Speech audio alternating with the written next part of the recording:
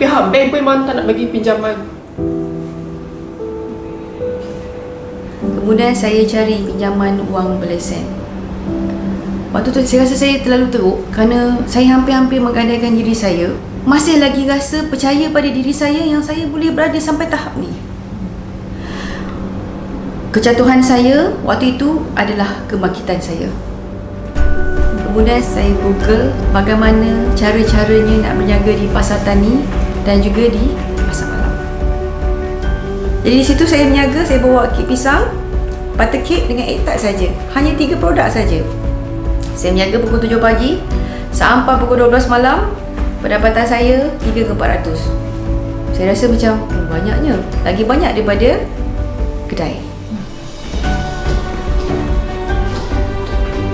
Waktu tu alhamdulillah saya adalah antara usahawan-usahawan terawal bila online ni diperkenalkan. Ambil testimoni, letak kat dalam Facebook, kemudian pergi ke Instagram. Jadi customer dah rasa nak beli. Setiap hari sampailah sekarang without fail 30 ke 40 post. Kalau kita nak lebih lagi, kita kena usaha lebih lah. Sebab dia dah memang ada crowd dia. Jadi kita just follow, lepas tu kita kena rajin reply semua tu. Ya, insyaAllah memang ada customer. Saya cakap dengan squad saya, tengok cara saya. Sekarang ni adalah zaman online. Kita bekerjasama antara satu sama lain. Kenapa? Saya pun nak produk saya laju. Mereka pun nak ada pendapatan daripada apa yang saya ada. Jadi masing-masing memerlukan antara satu sama lain. M dia garam tapi dia tegas. Yang penting hati dia baik. Dan kalau macam dia dengan staff memang dia baik hati. Dia layan semua orang memang macam keluarga lah. Alhamdulillah saya dah sampai ke UK, Arab hanya dengan penjagaan kita. Sebab tu saya kata penjagaan kita tanpa sepadan. Semua orang boleh beli produk anda walau di mana pun mereka berada. Nak jaga dengan fokus. Jangan jadi acah-acah usahawan. Setiap kepahitan tu mesti ada kemanisan. Pada saya, apa yang saya kecapi hari ini adalah waktu untuk saya memberi kepada yang memerlukan. So, program-program macam inilah usahawan kena datang. Unifi buat program, MDEC, tekun marah fama, kerana di situlah segalanya ada. Apa saja pinjaman, apa saja ilmu, apa saja ni semua ada kat situ.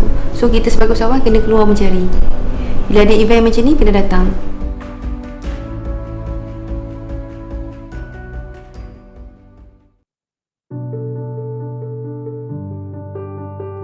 It all began with my grandfather who came from China. He opened a fruit store in Petaling Street. Later, the business was handed to my father.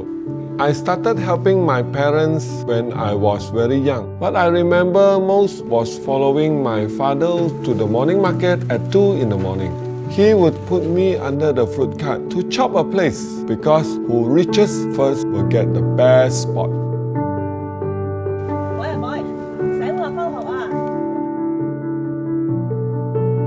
I started working full-time in the business when I was 19. Back then, I would start my day at 5 a.m. at the wholesale market to buy fruits. Then, I would head to the morning market to start my business. From 12 to 3 p.m., I would bring my fruit cart to the office area to catch the lunch crowd. And in the evening, I would set up the store in the Pasar Malam until late night. Those were long and tiring days. But the worst were raining days because there will be no customers. And if my fruits got wet, they would spoil faster.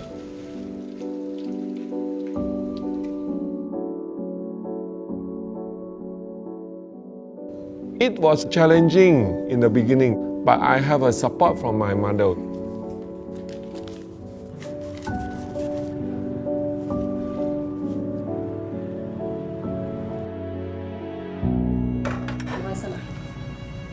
Maya, 我生意做得唔好啊。仔，做生意係咁噶。如果你要成功嘅話咧，你一定要。 Son, to be successful, you have to work harder than everybody to be extraordinary. If someone work 8 hours, you have to work 16 hours. If they take Saturday, Sunday off, you work 7 days a week. So stay focused, don't give up. 这个吧。 You will definitely see result in 5 years. I took this advice to heart, and with my interest in art, I was inspired to design my own logo.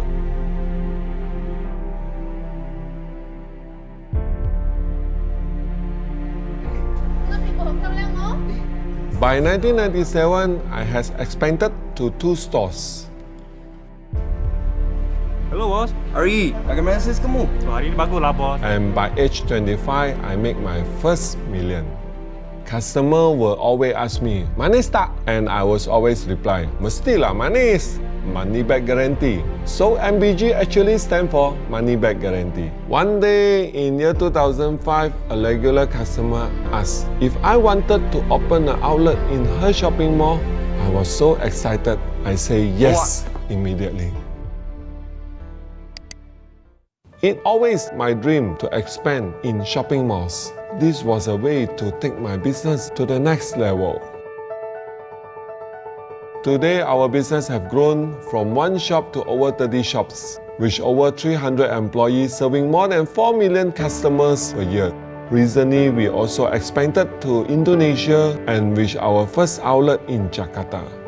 What's the secret to our success? Hard work and determination, being open to change, the willingness to take risks, and of course, taking advantage of technology and digital tools to enhance our business. In fact, we engage our prospect through our online store and social media platforms. The digital engagement have not only strengthened our brand, it has also expanded our target audience and increased our sales. And to empower our staff, we use digital tools such as Business Insight to analyze and improve sales, accounting, HR payroll, inventory, and POS system to drive productivity and cost efficiency, GPS technology to improve delivery efficiency, and CCTV to monitor our warehouse and all our outlets 24/7. How do we excite our customers? We provide them with a wide variety of high-quality fresh fruits. We constantly engage with them online. We run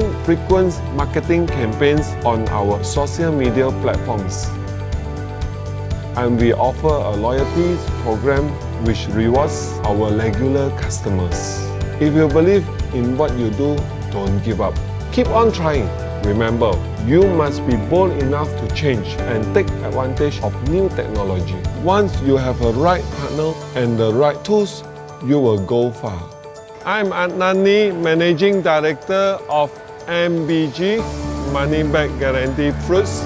Innovate to dominate. Go digital.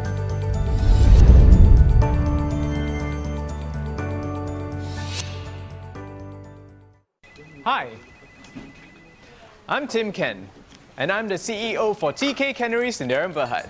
With a lot of help from my supportive wife, we transformed my father's humble shop lot into a medium-sized factory in Rawang that can anything. Then one day, I encountered a new challenge that changed everything for me. Running my business from home. Did I leave it in the office?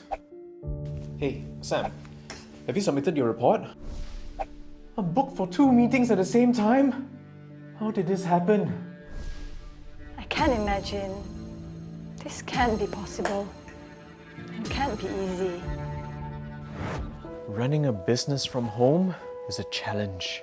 But then, my wife showed me something that just might work. I found the solution with Microsoft 365. Armed with Microsoft 365, let's see how much I can accomplish in one day. Attending meetings from home is now a breeze. I can share and collaborate on document edits in real time with my staff. Discussions with my staff can happen anytime, anywhere. Even when the surrounding environment is noisy. Just turn on live caption. Keeping track of tasks on hand of my staff is also easier with Planner. On the customer side of things, It is even better as now they can see my available time slots and book a business call with me. And thanks to Power Apps, we managed to develop a sales order app that monitors our inventory, update pricing, check sales order status, and load orders for our customers as well. Now, the team can get more done in less time. With my cannery business back on track, I'm now back to being the king of can.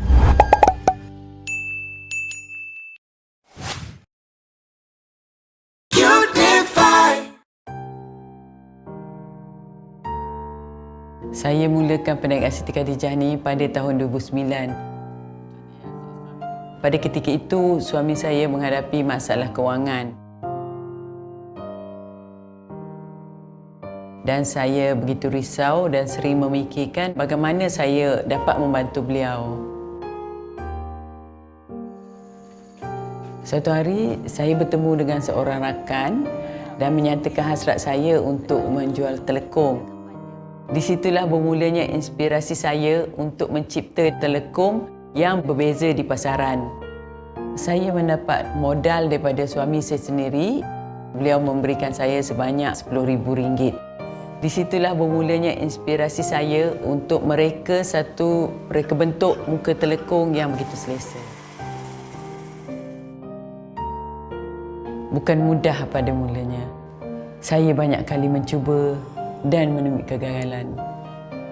Tetapi saya terus mencuba lagi sehingga akhirnya saya menemui cara yang konsisten untuk menghasilkan telekung yang saya inginkan. Untuk melindungi rekaan saya dan mengelakkan daripada ditiru, suami membantu saya daftarkan sebagai harta intelek. Saya sangat teruja nak memulakan jualan setelah berjaya menghasilkan kumpulan produk yang pertama.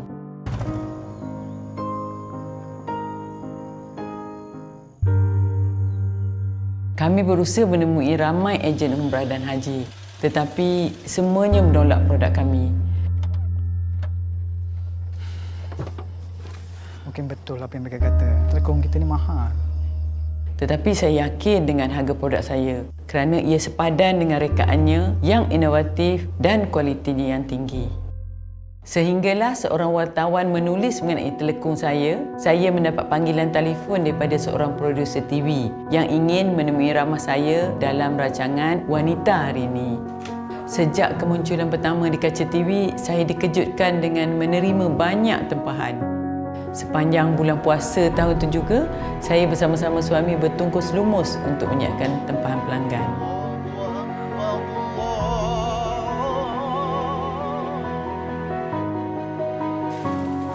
Susulan kejayaan awal kami, saya ingin mencipta satu jenama terkenal untuk telekung yang saya hasilkan.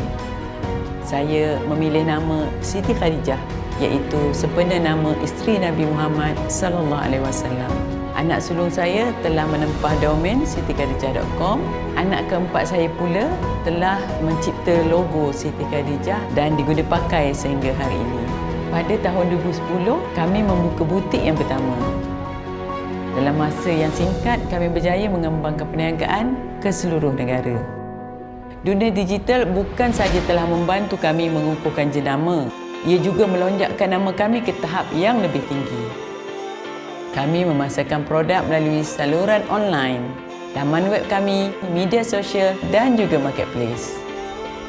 Kami memperkasakan kaki tangan kami melalui penyelesaian teknologi maklumat. Dan kami sentiasa mempelajari teknologi-teknologi baru untuk menambah baik operasi serta meningkatkan hubungan dengan pelanggan. Kini perniagaan kami dah pun berkembang. Kami mempunyai kedai di pusat beli belah kemuka. Kami berjaya menembusi pasaran di Indonesia dan menyertai pertunjukan fashion di Turki, Jepun dan London. Siapa sangka telekung boleh menghiasi International Fashion Runway. Nasihat saya kepada usahawan di luar sana, cita-cita tinggi saja tidak mencukupi. Bertindak sekarang, rokailah dunia digital dan pilih rakan kongsi yang betul. Saya Fazilah Endah Sulaiman, pengasas Siti Khadijah.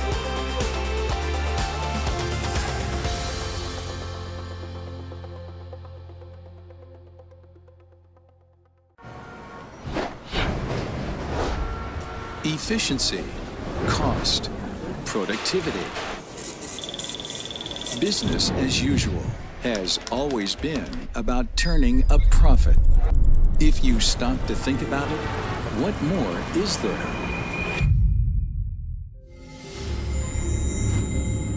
The universe, nature, life, civilization as we know it is about the search for something greater than ourselves. Huawei Cloud is innovating technologies to make the world more inclusive. The cloud, AI, 5G are building a fully connected, intelligent world. They do more than drive digital transformation. It's a new paradigm for innovation. Imagine, if you can, what amazing secrets await when we unlock the secrets of the universe. What cosmic answers will we learn? AI can help preserve in the rainforest by identifying the sounds of gunshots or the sounds of illegal logging, protecting the most precious sounds, birds and trees, for generations to come. In cities around the world, we can collect traffic data and analyze it to improve transportation and bring order to a chaotic world. Even reporting the weather can be improved with AI. With more accurate forecasts and timely alerts, we'll travel safer and get home to our loved ones. Also, so many delicious flavors, chili, herbs, and spices automatically selected to improve flavor, quality, and nutrition. Delightful flavor explosions to dazzle our taste buds. A cloud for everyone, unleashing the power of innovation, making every day better. A cloud for pervasive intelligence and a better future. Huawei Cloud. Grow with intelligence. Pandemik COVID-19 telah banyak mengubah cara hidup kita. Ini termasuklah cara usahawan menjalankan perniagaan. Melalui dana SME Technology Transformation Fund atau STTF, SME Bank terus menyokong usahawan memulakan program transformasi digital dan otomasi untuk perkembangan perniagaan anda. Pacu perniagaan anda ke peringkat lebih tinggi dengan pembiayaan sehingga RM3 juta. Untuk maklumat lanjut, layari smebank.com.my. Kita jaga kita.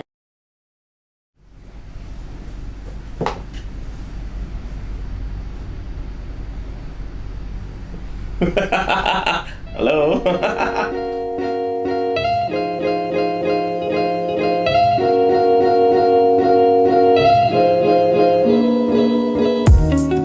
I used to be a real estate agent right out of college for almost 3 years. I quit that and I went over to work with Sneakers showroom, and I realized when I was working in real estate, I spent a lot of my money buying shoes at this particular shop.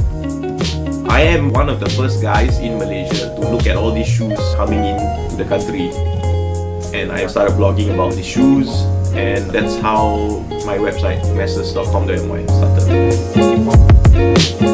When I first got into sneakers, there was not much of a community per se because it's very scattered and there isn't a lot of chance for people in the community to meet up physically. I realized that as much as the internet brings us together, nothing can beat a physical interaction. So I think that's why Sneakerla idea was born. We planned for 10 tables just for friends. 10 grew to 20 and 20 grew to 30. By the time came for the event, we were at about almost 40 tables. Since Sneakerla is organized by masses, so we actually do a lot of content via masses in terms of shoe reviews, putting out news on sneaker drops and stuff like that. So actually we have a lot of content created throughout the year leading up to Sneakerla. So that's how we keep close to our fan base and also let them know what's happening. So we constantly have content coming out. Digital is the utmost important tool for Sneakerla. try our very best to really go all out in terms of how do we market our event annually via social media. And I think our strongest platform is Instagram, and second is Facebook. I don't think it's just an urban thing anymore, because the internet has really made things so much reachable these days. When we first started the event in 2015, there were about 90% guys, only 10% female. And some brands contacted us and said like, hey, you know, I heard you guys are doing an event. How do I be a part of this? And we have to rent the ground floor of Lot 10 as well. Everyone was very supportive. And we had 17,000 people show up the first event. So 2018 just wrapped a few months back, and 2.4 million ringgit transacted in Sneaker Lab 2018. And our event had 32,000 people. So that's pretty crazy. In terms of size, we are one of the biggest in Southeast Asia, and the goal is to get all these big brands, the global players, to look at Malaysia and go like, okay, I want to be a part of that. And when we are able to achieve that, then I think the culture and the scene would be very, very successful. I don't view other similar events as competitors, you know, like the more the merrier, because that way the scene gets an excuse to meet up again. The more we meet, the more united we are. We are like the best location to do it, and we just need to really push hard for the next 5 years to really bring the culture to the next level. What's important is when you do something, you have to understand that it's not just for yourself, and when you do something for the community will come out and support you, and that's what happened the past 4 years. We've been doing this for 4 years. You need to have a very strong mind and vision. When you see that vision 10 years from now, you follow that, you stick to your roots and don't get swayed. Like, stick to your guns, know why you are there in the first place. The route may change, but the destination remains. That's my 2 advice.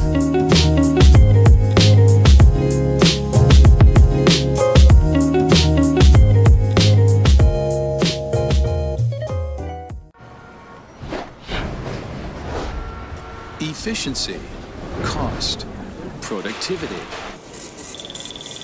Business as usual has always been about turning a profit. If you stop to think about it, what more is there? The universe, nature, life, civilization as we know it is about the search for something greater than ourselves. Huawei Cloud is innovating technologies to make the world more inclusive. The cloud, AI, 5G are building a fully connected, intelligent world. They do more than drive digital transformation. It's a new paradigm for innovation. Imagine, if you can, what amazing secrets await when we unlock the secrets of the universe. What cosmic answers will we learn? AI can help preserve in the rainforest by identifying the sounds of gunshots or the sounds of illegal logging, protecting the most precious sounds, birds and trees, for generations to come. In cities around the world, we can collect traffic data and analyze it to improve transportation and bring order to a chaotic world. Even reporting the weather can be improved with AI. With more accurate forecasts and timely alerts, we'll travel safer and get home to our loved ones. Also, so many delicious flavors, chili, herbs, and spices automatically selected to improve flavor, quality, and nutrition. Delightful flavor explosions to dazzle our taste buds. A cloud for everyone, unleashing the power of innovation, making every day better. A cloud for pervasive intelligence and a better future. Huawei Cloud. Grow with intelligence. Kalau orang tanya saya, apa yang buatkan saya berada tahap ni?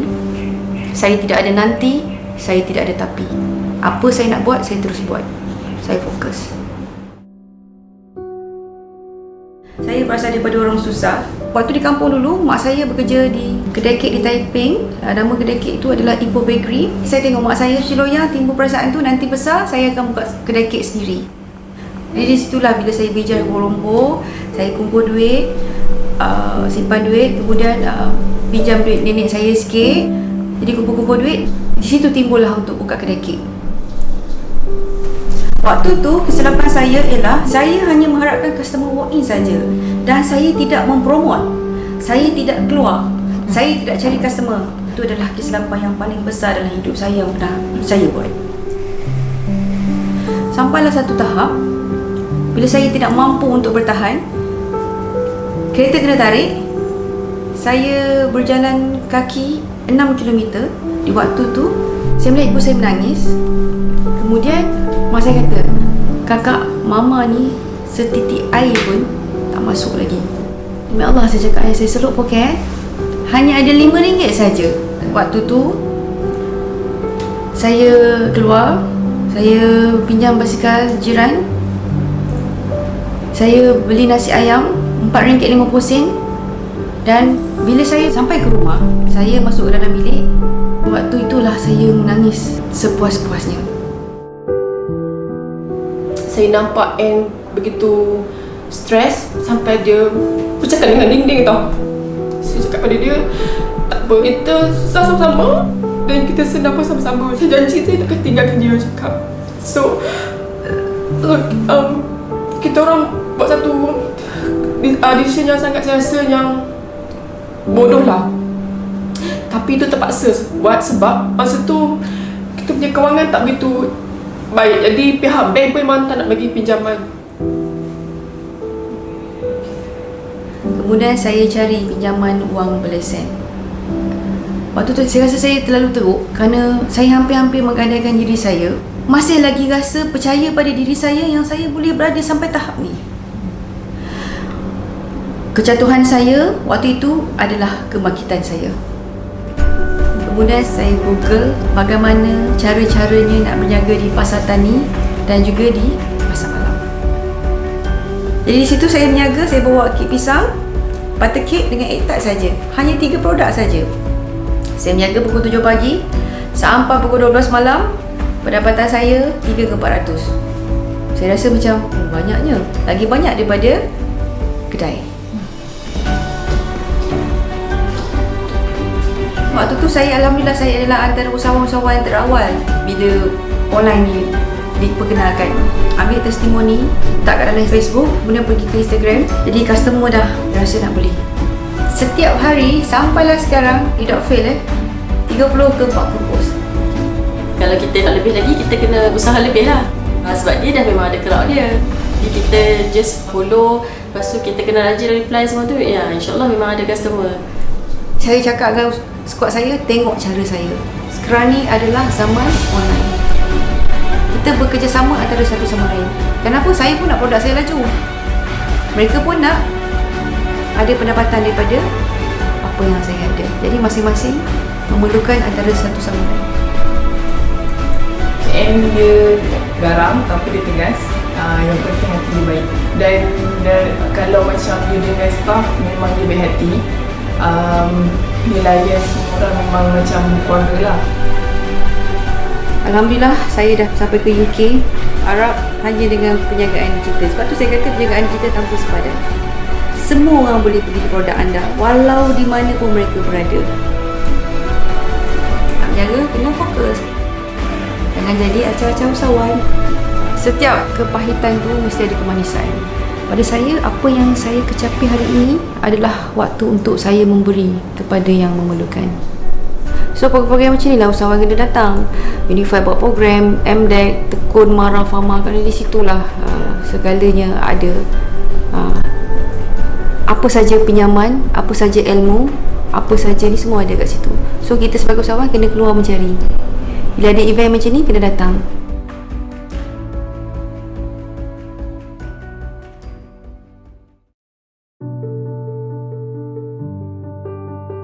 It all began with my My grandfather, who came from China, he opened a fruit store in Petaling Street. Later, the business was handed to my father. I started helping my parents when I was very young. What I remember most was following my father to the morning market at 2 in the morning. He would put me under the fruit cart to chop a place because who reaches first will get the best spot.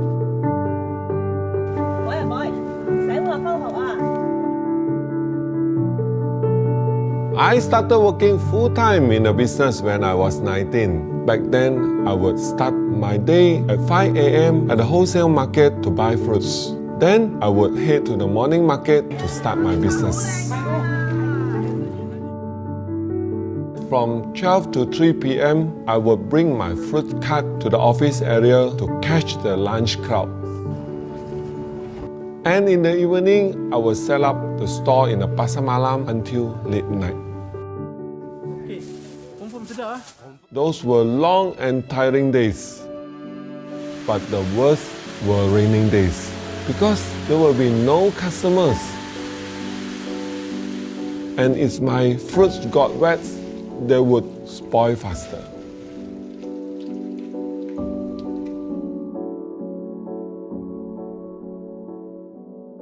It was challenging in the beginning, but I have a support from my mother.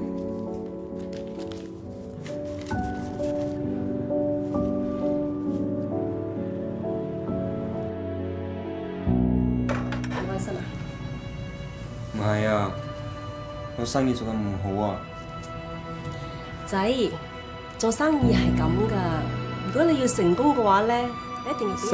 to be successful, you have to work harder than everybody to be extraordinary. If someone works 8 hours, you have to work 16 hours. If they take Saturday, Sunday off, you work 7 days a week. So stay focused, don't give up. You will definitely see results in 5 years. I took this advice to heart, and with my interest in art, I was inspired to design my own logo.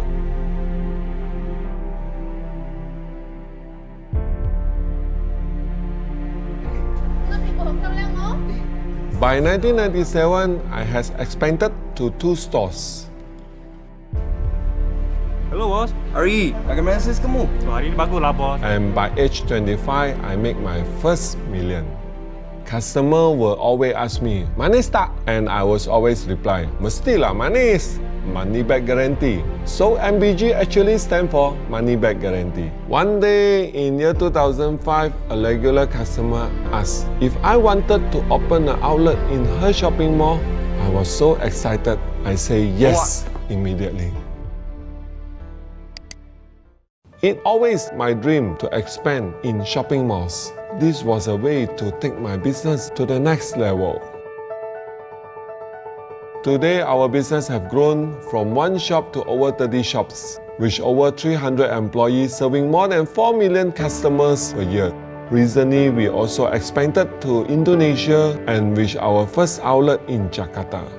What's the secret to our success? Hard work and determination, being open to change, the willingness to take risks, and of course, taking advantage of technology and digital tools to enhance our business. In fact, we engage our prospects through our online store and social media platforms. The digital engagement have not only strengthened our brand, it has also expanded our target audience and increased our sales. And to empower our staff, we use digital tools such as Business Insight to analyze and improve sales, accounting, HR payroll, inventory, and POS system to drive productivity and cost efficiency, GPS technology to improve delivery efficiency, and CCTV to monitor our warehouse and all our outlets 24/7. How do we excite our customers? We provide them with a wide variety of high-quality fresh fruits. We constantly engage with them online. We run frequent marketing campaigns on our social media platforms. And we offer a loyalty program which rewards our regular customers. If you believe in what you do, don't give up. Keep on trying. Remember, you must be bold enough to change and take advantage of new technology. Once you have a right partner and the right tools, you will go far.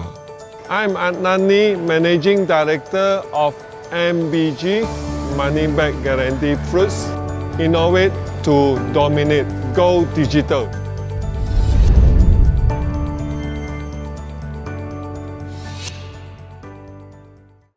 Hi, I'm Tim Ken, and I'm the CEO for TK Canneries in Darren Berhad. With a lot of help from my supportive wife, we transformed my father's humble shop lot into a medium-sized factory in Rawang that can anything. Then one day, I encountered a new challenge that changed everything for me. Running my business from home. Did I leave it in the office? Hey, Sam, have you submitted your report? I'm booked for 2 meetings at the same time? How did this happen? I can't imagine. This can't be possible. It can't be easy. Running a business from home is a challenge. But then, my wife showed me something that just might work. I found the solution with Microsoft 365. Armed with Microsoft 365, let's see how much I can accomplish in one day. Attending meetings from home is now a breeze. I can share and collaborate on document edits in real time with my staff. Discussions with my staff can happen anytime, anywhere. Even when the surrounding environment is noisy. Just turn on live caption. Keeping track of tasks on hand of my staff is also easier with Planner. On the customer side of things, it is even better as now they can see my available time slots and book a business call with me. And thanks to Power Apps, we managed to develop a sales order app that monitors our inventory, update pricing, check sales order status, and load orders for our customers as well. Now, the team can get more done in less time. With my cannery business back on track, I'm now back to being the king of can.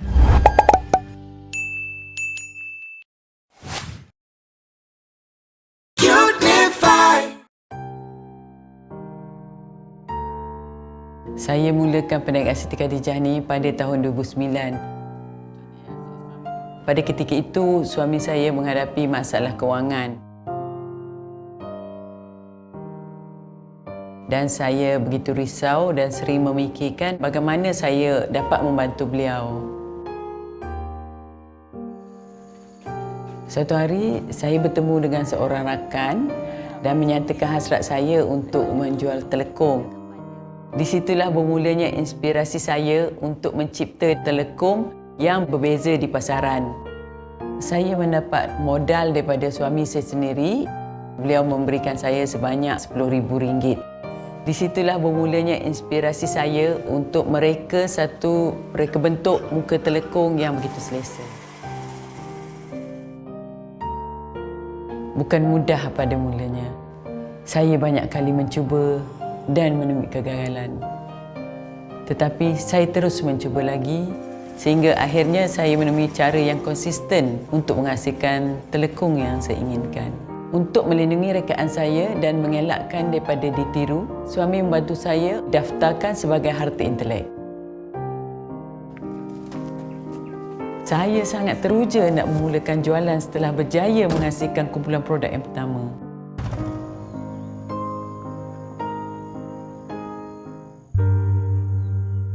Kami berusaha menemui ramai ejen umrah dan haji, tetapi semuanya menolak produk kami. Mungkin betul apa yang mereka kata. Telekung kita ni mahal. Tetapi saya yakin dengan harga produk saya kerana ia sepadan dengan rekaannya yang inovatif dan kualitinya yang tinggi. Sehinggalah seorang wartawan menulis mengenai telekung saya mendapat panggilan telefon daripada seorang produser TV yang ingin menemui ramah saya dalam rancangan Wanita Hari Ini. Sejak kemunculan pertama di kaca TV, saya dikejutkan dengan menerima banyak tempahan. Sepanjang bulan puasa tahun itu juga, saya bersama-sama suami bertungkus lumus untuk menyiapkan tempahan pelanggan.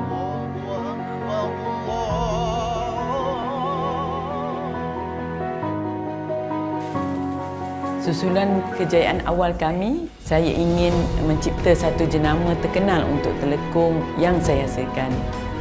Saya memilih nama Siti Khadijah, iaitu sempena nama isteri Nabi Muhammad sallallahu alaihi wasallam. Anak sulung saya telah menempah domain sitikadijah.com. Anak keempat saya pula telah mencipta logo Siti Khadijah dan diguna pakai sehingga hari ini. Pada tahun 2010, kami membuka butik yang pertama. Dalam masa yang singkat, kami berjaya mengembangkan perniagaan ke seluruh negara. Dunia digital bukan sahaja telah membantu kami mengukuhkan jenama, ia juga melonjakkan nama kami ke tahap yang lebih tinggi. Kami memasarkan produk melalui saluran online, laman web kami, media sosial dan juga marketplace. Kami memperkasakan kaki tangan kami melalui penyelesaian teknologi maklumat dan kami sentiasa mempelajari teknologi-teknologi baru untuk menambah baik operasi serta meningkatkan hubungan dengan pelanggan. Kini perniagaan kami dah pun berkembang. Kami mempunyai kedai di pusat beli belah kemuka. Kami berjaya menembusi pasaran di Indonesia dan menyertai pertunjukan fashion di Turki, Jepun dan London. Siapa sangka telekung boleh menghiasi International Fashion Runway. Nasihat saya kepada usahawan di luar sana, cita-cita tinggi saja tidak mencukupi. Bertindak sekarang, rokailah dunia digital dan pilih rakan kongsi yang betul. Saya Fazilah Endah Sulaiman, pengasas Siti Khadijah.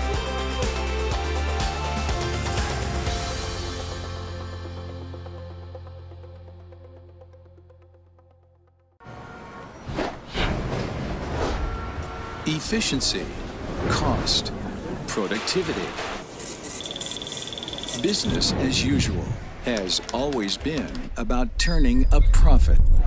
If you stop to think about it, what more is there?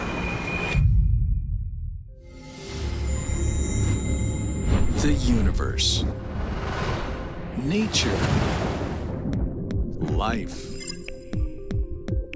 civilization as we know it is about the search for something greater than ourselves. Huawei Cloud is innovating technologies to make the world more inclusive. The cloud, AI, 5G, are building a fully connected, intelligent world. They do more than drive digital transformation. It's a new paradigm for innovation. Imagine, if you can, what amazing secrets await when we unlock the secrets of the universe. What cosmic answers will we learn? AI can help preserve in the rainforest by identifying the sounds of gunshots or the sounds of illegal logging, protecting the most precious sounds, birds and trees for generations to come. In cities around the world, we can collect traffic data and analyze it to improve transportation and bring order to a chaotic world. Even reporting the weather can be improved with AI. With more accurate forecasts and timely alerts, we'll travel safer and get home to our loved ones. Also, so many delicious flavors, chili, herbs, and spices automatically selected to improve flavor, quality, and nutrition. Delightful flavor explosions to dazzle our taste buds. A cloud for everyone, unleashing the power of innovation, making every day better. A cloud for pervasive intelligence and a better future. Huawei Cloud. Grow with intelligence. Pandemik COVID-19 telah banyak mengubah cara hidup kita. Ini termasuklah cara usahawan menjalankan perniagaan. Melalui dana SME Technology Transformation Fund atau STTF, SME Bank terus menyokong usahawan memulakan program transformasi digital dan otomasi untuk perkembangan perniagaan anda. Pacu perniagaan anda ke peringkat lebih tinggi dengan pembiayaan sehingga RM3 juta. Untuk maklumat lanjut, layari smebank.com.my. Kita jaga kita.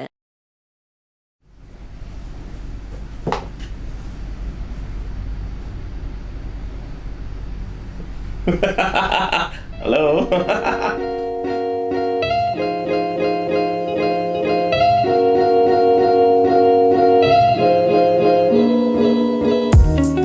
I used to be a real estate agent right out of college for almost 3 years. I quit that and I went over to work with Snickers showroom, and I realized when I was working in real estate, I spent a lot of my money buying shoes at this particular shop.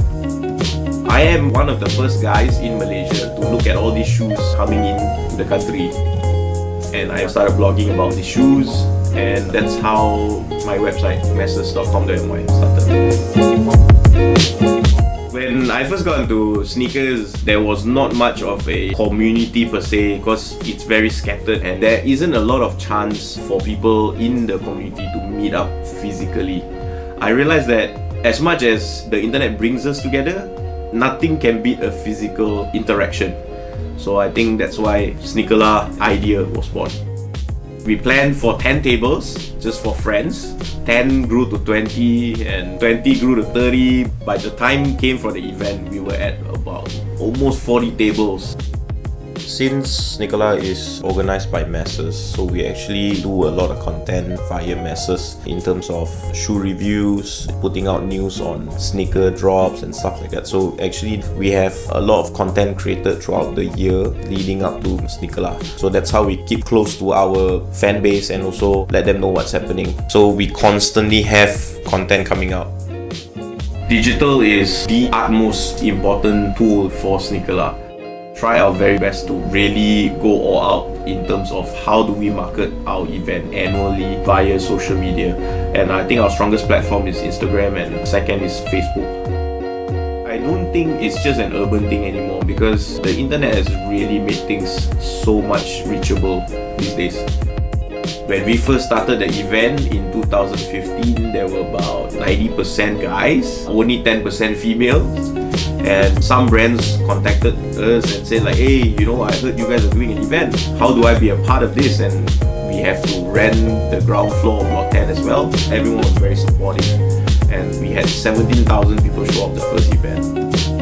So 2018 just wrapped a few months back and 2.4 million ringgit transacted in Sneakerla 2018. And our event had 32,000 people. So that's pretty crazy. In terms of size, we are one of the biggest in Southeast Asia, and the goal is to get all these big brands, the global players, to look at Malaysia and go like, okay, I want to be a part of that. And when we are able to achieve that, then I think the culture and the scene would be very, very successful. I don't view other similar events as competitors, you know, like the more the merrier, because that way the scene gets an excuse to meet up again. The more we meet, the more united we are.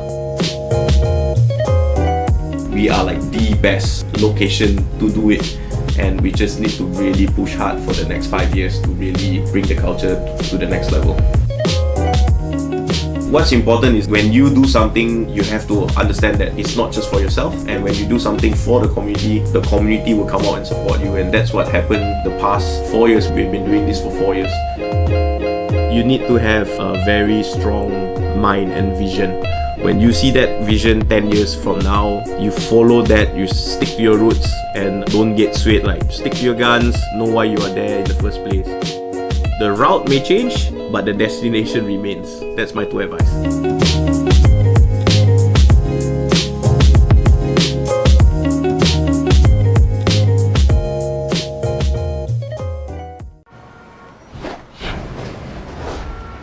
Efficiency, cost, productivity.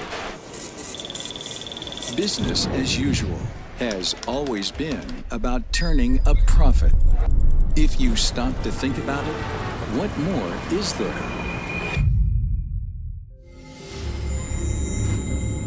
The universe, nature, life,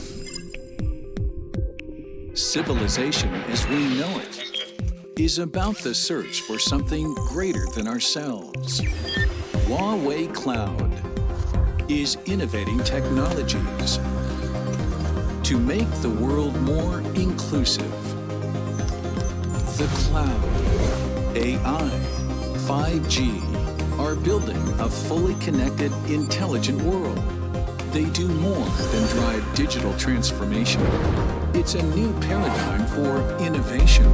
Imagine, if you can, what amazing secrets await when we unlock the secrets of the universe. What cosmic answers will we learn? AI can help preserve in the rainforest by identifying the sounds of gunshots or the sounds of illegal logging, protecting the most precious sounds, birds and trees, for generations to come. In cities around the world, we can collect traffic data and analyze it to improve transportation and bring order to a chaotic world. Even reporting the weather can be improved with AI. With more accurate forecasts and timely alerts, we'll travel safer and get home to our loved ones. Also, so many delicious flavors, chili, herbs, and spices automatically selected to improve flavor, quality, and nutrition. Delightful flavor explosions to dazzle our taste buds. A cloud for everyone, unleashing the power of innovation, making every day better. A cloud for pervasive intelligence and a better future. Huawei Cloud. Grow with intelligence.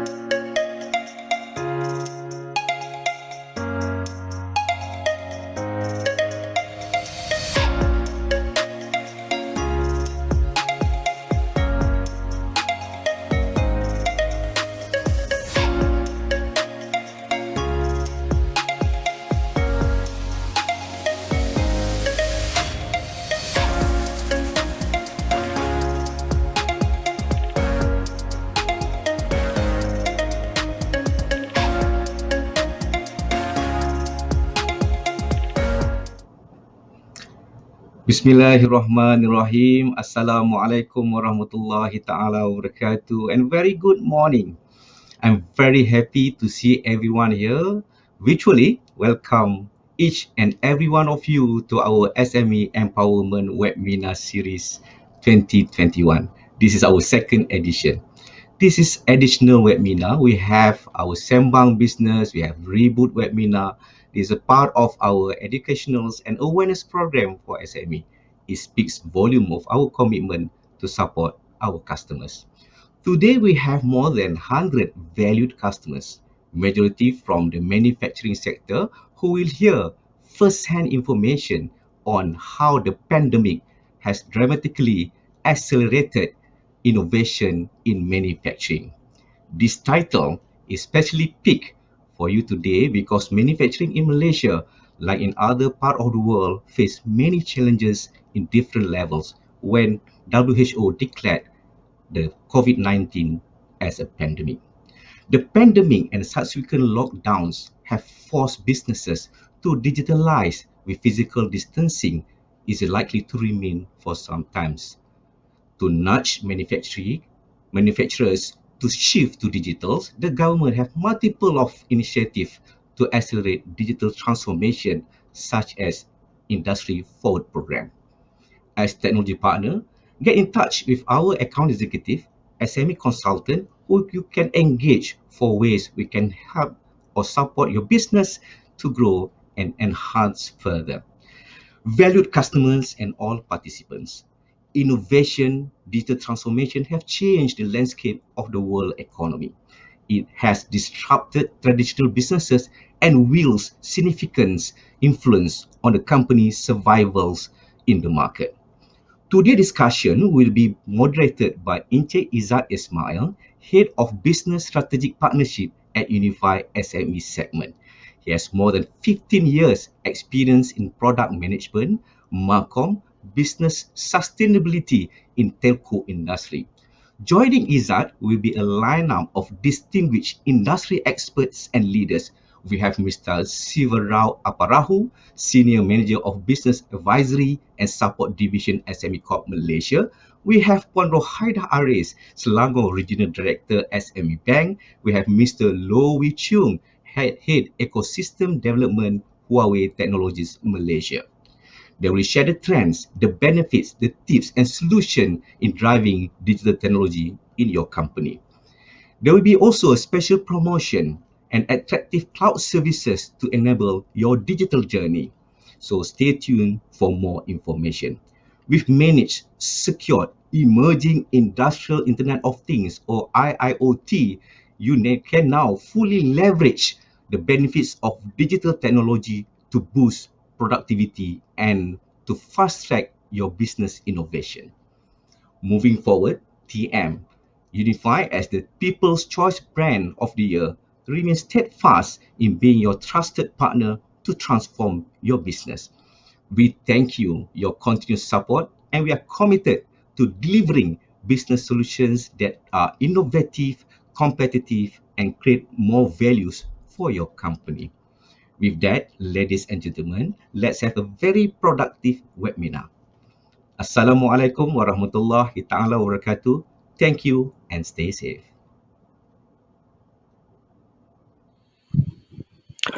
Thank you so much, Encik Muhammad Yusman Amiran, for the fantastic keynote speech mentioned by him today. And welcome, ladies and gentlemen, to today's SME Empowerment Webinar Series number 2, in which we will focus specifically on how the pandemic has dramatically accelerated innovation in the manufacturing sector. So, ladies and gentlemen, as manufacturers recover from the pandemic, we've seen a digital divide, leaving some manufacturers either prepared for future of the industry, or we see others struggling to meet evolving expectations. Now, research has shown that 95% of manufacturers expect some changes in manufacturing as a result of the pandemic to remain permanent and relevant to the market. And as Mr. Yusman has mentioned just now, uncertainty resulted in a pressing need for business agility, as well as an opportunity to reimagine our business functions. Today, every company is a technology company, regardless whether you are manufacturers or local nasi lemak. Now, manufacturers who adopt such a mindset, which moving operations to the cloud, leveraging on automation, and creating digital experiences for the customers, can help position their companies for success over the next decade. Now, this webinar aims to address how manufacturing sectors can leverage on current digital business solutions in preparing them to be more agile and future ready. A brief overview of today's webinar. Then there will be three segments in today's webinar series. Now, the first segment would be on how a general insights on how COVID-19 has impacted SMEs in Malaysia. The second segment will zoom down in digital innovations role towards helping manufacturers reinvent their business approach. Then after that, we have a brief intermission where we have Mr. Fahaziz Mandrasli, the head of our medium businesses acquisition and retention planning, to do some offer you exciting promotions. And lastly, we have the third segment in which we actually have live Q&A from you, from the audience. And please, ladies and gentlemen, you will win fantastic prizes from Huawei if your questions are to be selected, right? And before we go off, we shall have advice and tips from our fellow panelists. Now, let me zoom down to our panelists for today. Firstly, we have the handsome Mr. Sivarao Aparahu, the Senior Manager of Business Advisory and Support Division, and with more than 17 years working experience in various fields such as project management, marketing, business development. His area of specializations are public speaking, strategic planning, coordination, and implementation of developmental programs and initiatives. Now, as a head of unit, Mr. Sivarao is entrusted in overseeing the implementation of alternative financing, investment initiatives for the organization, and it shows that his working experience is very much diverse. So he has worked well with various private sector entities, particularly financial institutions and non-profit organizations before joining SME Corp and public service in 2012. Now, the second panelist that we have is the lovely Puan Rohaida Aris, the Selangor Regional Director of SME Bank. Now, she joined SME Bank in 2006 and responsible for managing and monitoring financing to startups and small category SMEs. Welcome, Puan Rohaida. Currently, she is the Regional Director for Selangor Regional Center and managing 2 branches and 1 regional marketing center. Her responsibilities are in strategizing, directing, and managing the business and operations of networks on a regional basis to meet the targeted business needs. Now, during this pandemic, her role is both challenging and rewarding, as she mentioned just now to me that she likes to go out and meet customers, and now we can only meet virtually, right? Now, even though virtually, she has closely engaged with SMEs and corporate clients in meeting their demanding requirements. Now, that shows Puan Rohaida's professional integrity and sincerity in providing the right solutions for you SMEs. Lastly, we have the genius Mr. Loh Wei Chung, which is the head of ecosystem development in Huawei Malaysia. And in Huawei, Mr. Loh or Mr. Wei Chung is managing and developing technology with consulting partners, delivering solutions via cloud services. Mr. Wei Chung has been working in the cloud industry for the past 5 years and believes that cloud and 5G are the key pushes for digital transformation for enterprises. Mr. Wei Chung is also among the pioneers who are actively working with ISVs or independent software vendors in developing IoT and artificial intelligence solutions for various industries. Now, you can see that he is passionate to work with partners from all around places, and I'm sure with the brilliance of Mr. Loh Wee Chung with us today, we can actually have some thoughts and views and advice on how we can move forward to ensure smooth cloud adoption amongst all customers of SMEs. Now, if we can have all the panelists together for a group photo before we start our session, right? So, yes, thank you. Thank you so much. Everyone is looking fantastic, looking great. So, if we can have, say, SME, at my count, 1, 2, 3, SME. Okay. Yeah, and one more with thumbs up. Yes. Thank you so much. Thank you so much, everyone, for the group photo. Thank you so much, Encik Usman.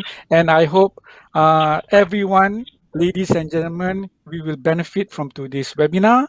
And especially now during this pandemic that Malaysia is facing, not just Malaysia, but the whole world that are facing this COVID-19 pandemic. Now, let us move towards part one of this seminar, in which I would like to ask all the panelists some general questions. Now, the ongoing full MCO that Malaysia is currently going has impacted businesses in Malaysia, regardless big and small, and whether they are your local nasi lemak seller or a big manufacturing company in industrial parks. Now, you have seen how Coliseum Cafe, by the way, is my favorite steak hound actually, Coliseum Cafe in Jalan Tunku Abdul Rahman. They had to close down just before the 100-year celebration simply because of this COVID-19 pandemic. Now, I would like to ask you, ladies and gentlemen, that how bad is it that this COVID-19 has impacted the industries within the SME segments in Malaysia? So, if I may ask Mr. Sivarao to give his thoughts first. Thank you, Encik Izzat, and also thank you for the introduction. Okay, so allow me to share some of the insights that we have prepared for today's session. All right. So SME Corp, together with the Ministry of Entrepreneur Development and Cooperatives, MEDEC, which we are one of the agency under them, have conducted series of surveys among SMEs across all economic sectors and industry. So basically, these surveys are done to assess the impact of COVID-19 outbreak, as well as their response to the various economic stimulus packages that announced by the government. Okay, so of course, the feedback that we have gotten here is due to the implementation of MCO, a shocking of 95.3 respondents have experienced an immediate and substantial drop in sales. So this was back in March 2020. Okay, and out of that, 44% have responded their sales have declined more than 70%. Okay, so this is a real figures where shows a significant drop in sales actually. Okay, however, there are certain segment which have reported an increase in sales. Of course, that is the food and beverage related industries actually. Okay, while another 3.1% have reported no significant difference in the sales. So following the nationwide quarantine, especially the SMEs have feel the heat, as consumers like like you and me have limit our movements and we just stay at home actually. So given this difficult situation, um, you know followed by the reduced in demand and supply chain disruption, the cash flow seems to be the main issue for them actually. This is really because of the decline in sales, due to the temporary shutdown of the business operation during MCOs and all that. Okay, so lack of sales and income is major disruption to the SMEs, which really affected their cash flow. All right, so in response to this, the government have announced many stimulus packages actually. I think we all aware. For example, we had the the economic stimulus packages 2020 prihatin, then Penjana kita prihatin, again Permakasa, then I think most recent one is Permakasa Plus actually. So each of these stimulus packages have its own interventions to assist the SMEs. And outcome of this strategic packages, the stimulus packages that was rolled out by the government. Okay, so there are some positive development here. Among the top three incentives that has directly benefited SMEs were the wage subsidy programs, microcredit scheme, and of course the 6-month moratorium on loans actually. So this has really directly benefited the SMEs, and it have provided some sort of cushion to for the impact of COVID-19 actually. Okay, so of course there's no returning to the what back to the normal how business used to be done actually. Most of the SMEs have to adopt to the new norm, which is to transform their business in a digital way so that they can sustain, they can survive actually. Okay, so this initiative that was announced here is mainly aimed to address the critical pandemic related issues faced by businesses, from in a various way, from financing, cost of doing business, ease of cash flow, job retention, human capital development, infrastructure development, as well as adoption of technology and digitization actually. So I think in the second question we will I'll be covering a bit more on the how SME Corp, with the other ministries and agencies assisting the SMEs towards to the adoption of technology and digitization actually. Thank you, Inchezat. Right. Thank you so much, Mr. Sivarao. I think with your explanation, we can actually see the government's efforts to help SMEs, not just SMEs, but Malaysians in general to survive this pandemic period. Now, as you mentioned just now, Mr. Siva, that cash flow is the main priority of businesses, simply because there's no customers coming in, especially you mentioned just now, the food F&B sector. People can actually go out and have a good time, have makan-makan or have the teh tarik that they usually have. Now, this definitely impacted the cash flow. So now, Puan Rohaida, coming from the financial institution sector, so what will be your insights on this COVID-19, on the impact of within the SME segment? Thank you, Cik Yusman, for the introduction. And less than 2 years ago, I never could have imagined that the only way for us to communicate or engage with SMEs is via this online platform. So this is actually a simple way of explaining digital transformation, because technology allows us to connect. So basically, Mr. Siva has covered the impact of this COVID-19 to our SMEs very well. So I just want to touch on the initiatives or what we have done as SME Bank. And as you all know, SME Bank is fully owned bank by government, and of course our immediate response is actually to support the government social and economic initiatives, to ensure the survival of our SMEs. And I still remember when the pandemic started, when the WHO declared that this is global pandemic, sometimes in March, and our government has come up with the immediate fund, if I'm not mistaken, it's special relief facility. And the allocation is a very huge amount. It's a 5 billion allocation.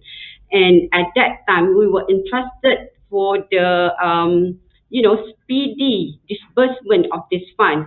And everybody was panic a bit, because we needed to adjust to new way of doing things, simplified the process, and 70-30 work ratio, 30% at office and 70% at home. So a lot of things need to be done, especially in enhancing the IT infrastructure. the IT infrastructure, because we have to ensure that the mandate given by the government being delivered swiftly. So basically, to ensure the survival mode of our SMEs, the approach taken by SME banks, there are two approaches. One is, of course, as mentioned by Mr. Siva, the cash flow issue. How do we alleviate the cash flow issue experienced by our SME? So when the funds, the special release facility funds launched in March, we have managed to approve 500 million of this financing package to our SMEs in about 2 months. So imagine with doing new things, a new process, we make it a simple process so that everybody can benefit from it swiftly. So I still remember like it was yesterday, like we work like 24/7 at home, like wee hours to 3 a.m. just to make sure that the mandate given been delivered as fast as we can. So Alhamdulillah, especially our customers, because we give this financing facility so mainly to our existing customers, and of course there were new customers as well. But the strategy was at that time, right? I make sure that everybody individually call each clients, within their own portfolio, just to make sure that you need this fund or not, just to engage with them and to make sure that they apply for this facility. So that help alleviate the cash flow problem faced by these SMEs. And of course, when there is situation or problem, there's also opportunities. Okay, because some of the sectors like healthcare sectors, glove manufacturing, healthcare, producing of masks, they need additional financing for the expansion of their business operation. And to do that immediately, government has come up with a special fund, of which I will explain in detail during the next segment. Okay, that is the number one. The number one, we give additional financing in terms of working capital and also for expansion of their capital investment. And the second one is on the targeted payment assistance. Since last year, Bank Negara has come up with a 6-month auto moratorium. But SME Bank go beyond that 6 months, and we engaged with our existing customers across the industry, across the sectors, and we come up with the longer moratorium period.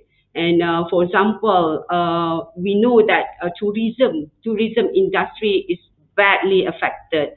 Transportation industry also badly affected because of the this MCO thing, and they cannot cross border and all that. And with this industry, we give longer moratorium period until end of the year. And in fact, we are coming up with another targeted payment assistance, of which will be announced very soon. These measures taken by SME Bank is no other than to help our SMEs, because we know SMEs is a major contributor of our GDP, and more than 85% of business establishments consist of these SMEs. So that is basically the feedback, Cik Izzat. Thank you. Thank you, Puan Rohaida. Like Puan Rohaida said just now, well, there's always the other side of the coin. There's always a silver lining for every dark clouds.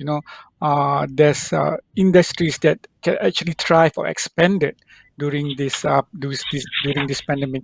And like Puan Rohaida said just now, this is a new way for us to use technology, to reach out to our customers and for businesses to reach out to their customers as well. Now, talking about technology, Mr. Wei Chung, from Huawei's point of view, how do you see this? What is your insights on this? Okay. Thank you, Inject Izzat and Inject Yusman for having this webinar forum for us to understand how we can do better in this pandemic, right? And yeah, you're right. And I think the problem with this COVID pandemic is it is a social virus, right? It spread according to how people move around, right? So, and in order to stop it, logistics is stopped, transportation is stopped, and that greatly affect the order of the economics by messing up the supply and demand. I think that's the source of this problem, right? When supply cannot reach demand, and that is where eventually it affects all the economics activities, and it stops business and shops, cinemas, companies, banks cannot operate during the full movement control time in our early stage, because this is so unknown to us, right? So we do not know how to respond, and we learn accordingly, right? So business also learn according to time, and from overall market overview perspectives, I basically define it into several scenarios where there are businesses that fail to transform because business thinks that I can only operate with my shops, without the shops I can't operate. Very so-called conventional thoughts of it is how does this work? For example, I'm servicing cars, right? When I close my shop, cars cannot come in. I can't service my car, right? And even to restaurant, for example, they serve steamed fish, curry fish head, all these dishes that are supposed to serve on the dining table. How do I tap out, and send to your house? The look and feel, the feeling of having this curry fish head at the house with a tapao packing is totally different, right?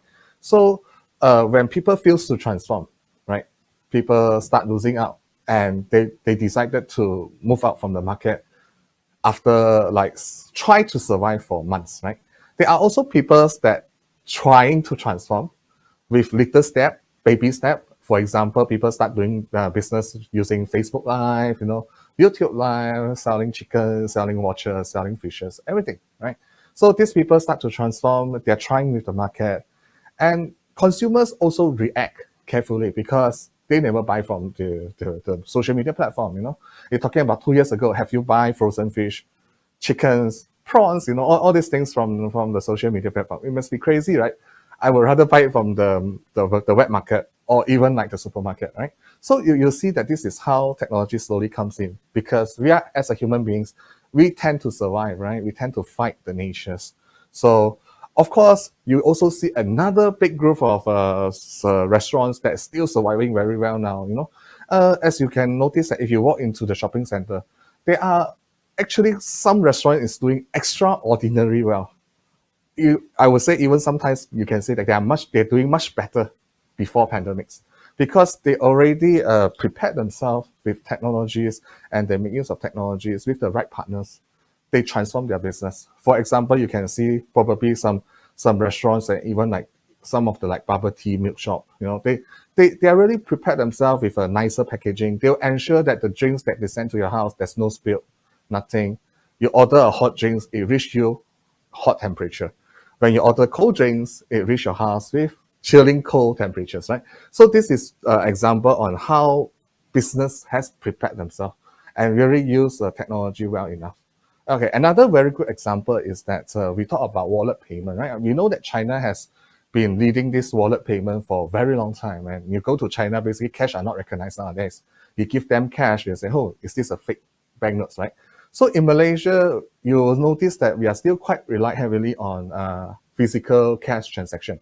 But you also notice that wallet payment has evolved greatly in the past 1 year, in a speed that we never thought it will happen in that way before. But that also creates another problem when you have so many QR codes. I'm not sure you have an experience to when you land on the cashier counter, there are more than 10 QR codes for you to scan. And they have to ask you, hey, mister, which QR code are you using? The yellow color one, the pink color one, the green color one, right?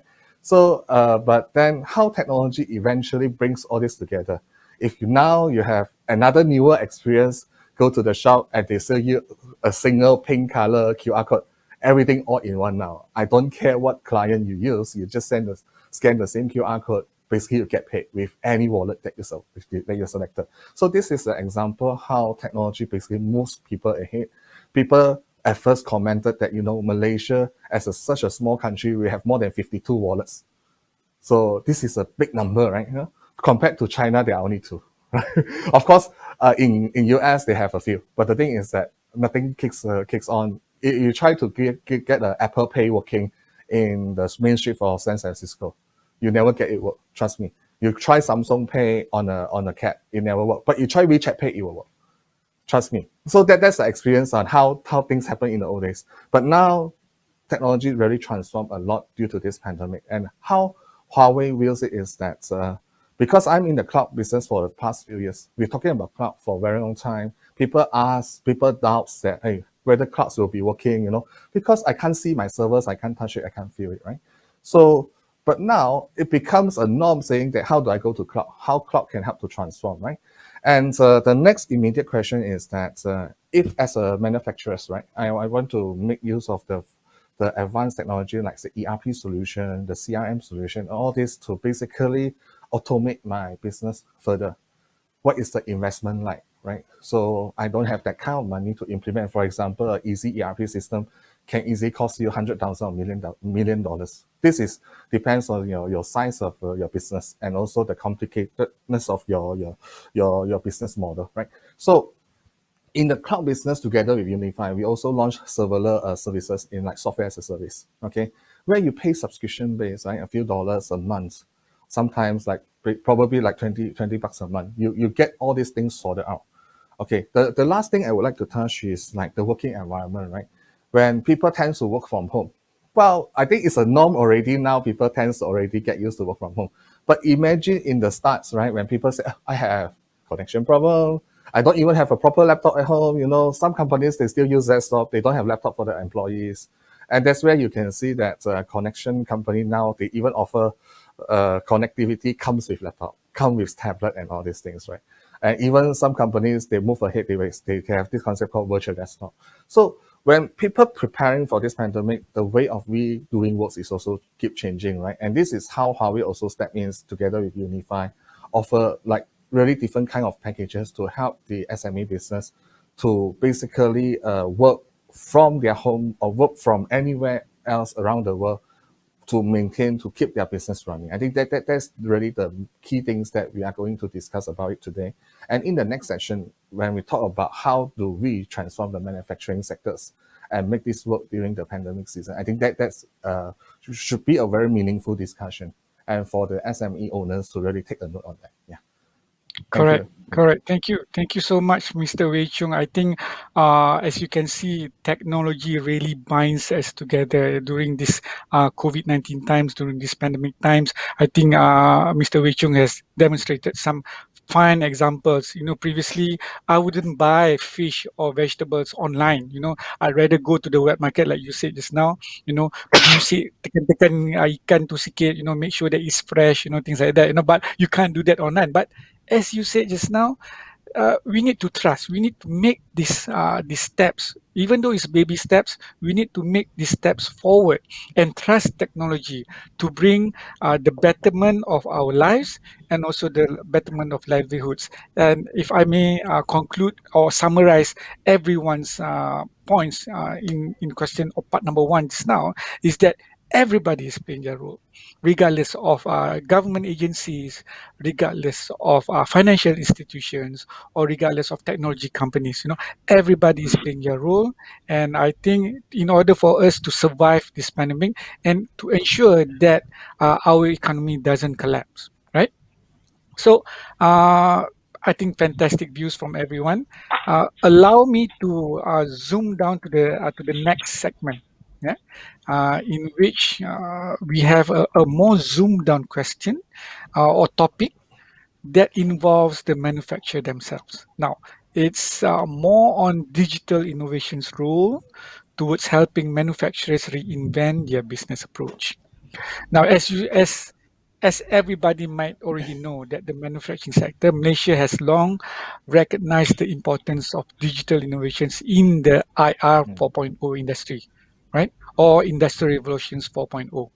MITI itself launched the national policy on IR 4.0, or it's called Industry Forward, in response to the fourth industrial revolution in a bid to drive digital transformation for the manufacturing and manufacturing related services sector in Malaysia. Now, my first question, I have to redirect this to Mr. Wei Chung. Talking about technology, and what would be the available cloud services that manufacturing sectors can leverage upon and launch them towards this IR 4.0 journey, Mr. Wei Chung? Sure, sure. Okay. Thanks, Inject Izzat. Yeah. So this is a very good question. Right? It sounds like $1 million question as well. A lot of people try to make a difference out of the IR 4.0. Has been mentioning, I think, since 5 years back or even more, right? People keep on mentioning Correct. about transformation. I think the Yeah. only thing stopping this IR 4.0 moving forward is how do you get data from the manufacturing ground? How do you make good sense of the data and eventually make decision based on the data, or what we usually call the data-driven business or data-driven decision-making kind of a business process.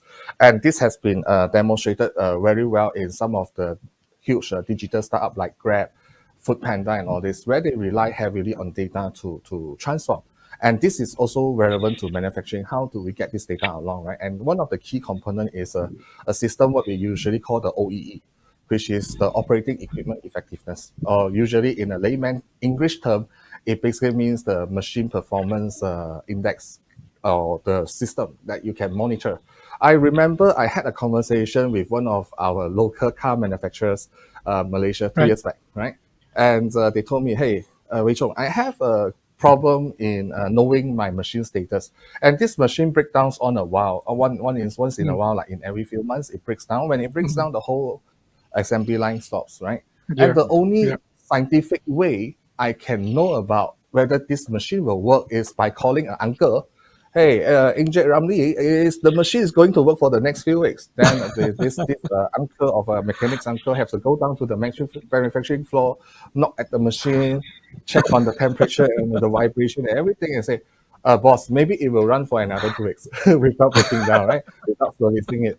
So why is it so? Because there's a lot of old machines in the factory grounds that we can't gauge the status. Of course, with the newer generation of machines, all these sensors are already there.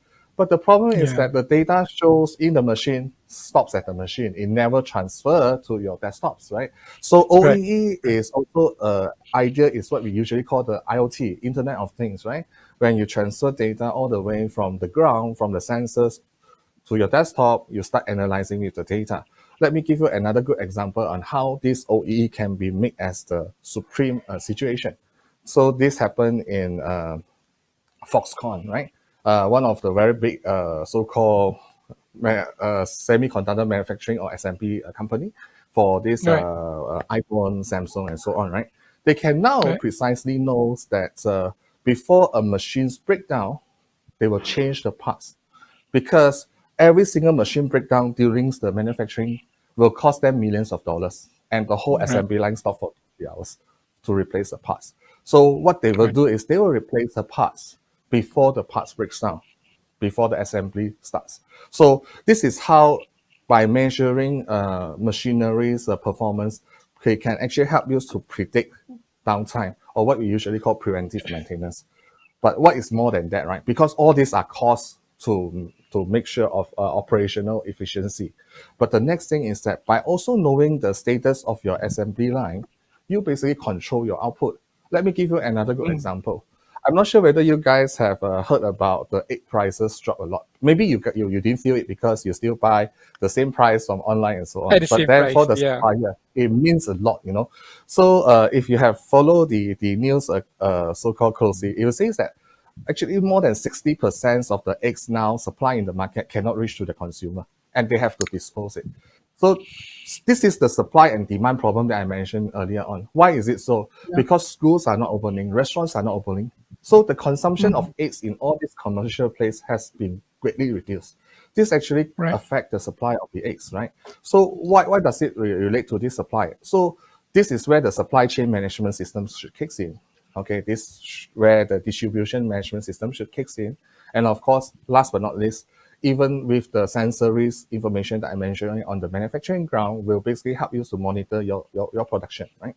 So this is where eventually, if you have enough data to monitor at your production state, you also have enough data to make sure how much you want to produce. Of course, chicken eggs may not be a good example because I can't stop the chicken from laying eggs, right?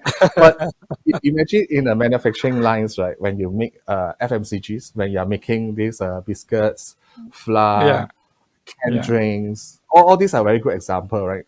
When you Yeah. match your supply to demand, not only that you maintain your cost low, in the same time you maintain the supply and demand balance in the market to at least maintain your pricing.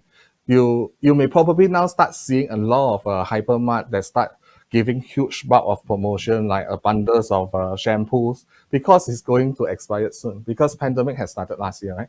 And FMCG Right. product usually hold for 18 months to 2 years. So this is Yep. eventually what happened, right? So, and this is also where we start to talk to a lot of manufacturing customers to make use of technologies to basically help prevent this kind of problem happening further, right? Or Right. to prevent the problem to be worsened.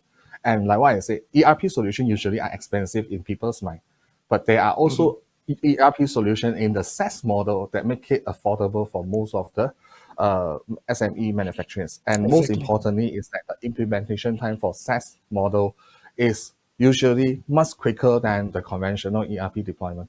So in this Yep. case, smaller money, bigger output. That's what we are aiming. Yeah. And of course, this is where also SME banks and SME corps can chip in to really help the factories to transform. And this is where we Right. also working very closely with Unifi to drive this confirmation because Unifi solves the very fundamental problem of data transmission. Without Right. connectivity, data goes nowhere. Yeah. So Cannot I go think away. Yep. that's all from my sharing. Thanks. Yeah, I think.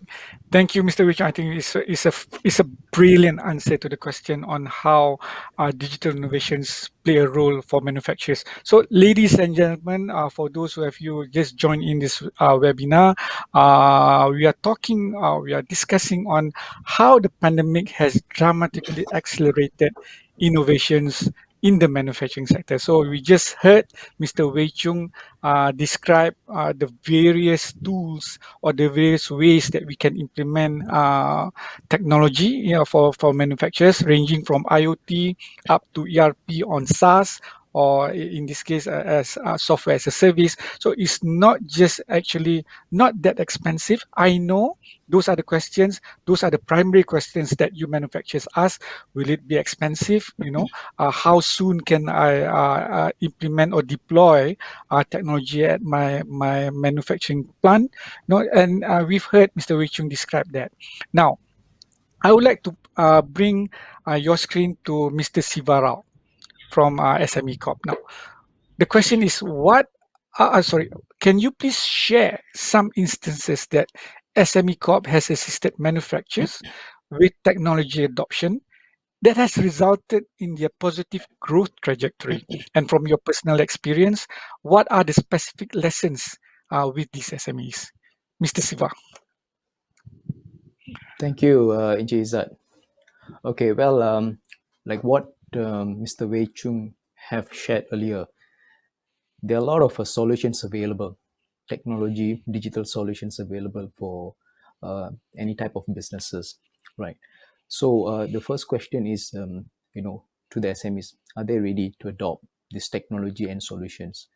Okay, while what we understand, the readiness level are not there yet for the SMEs because of one key challenge here. It comes with a cost of investing into this technology and solutions. But I think over the years we have seen it's getting more affordable.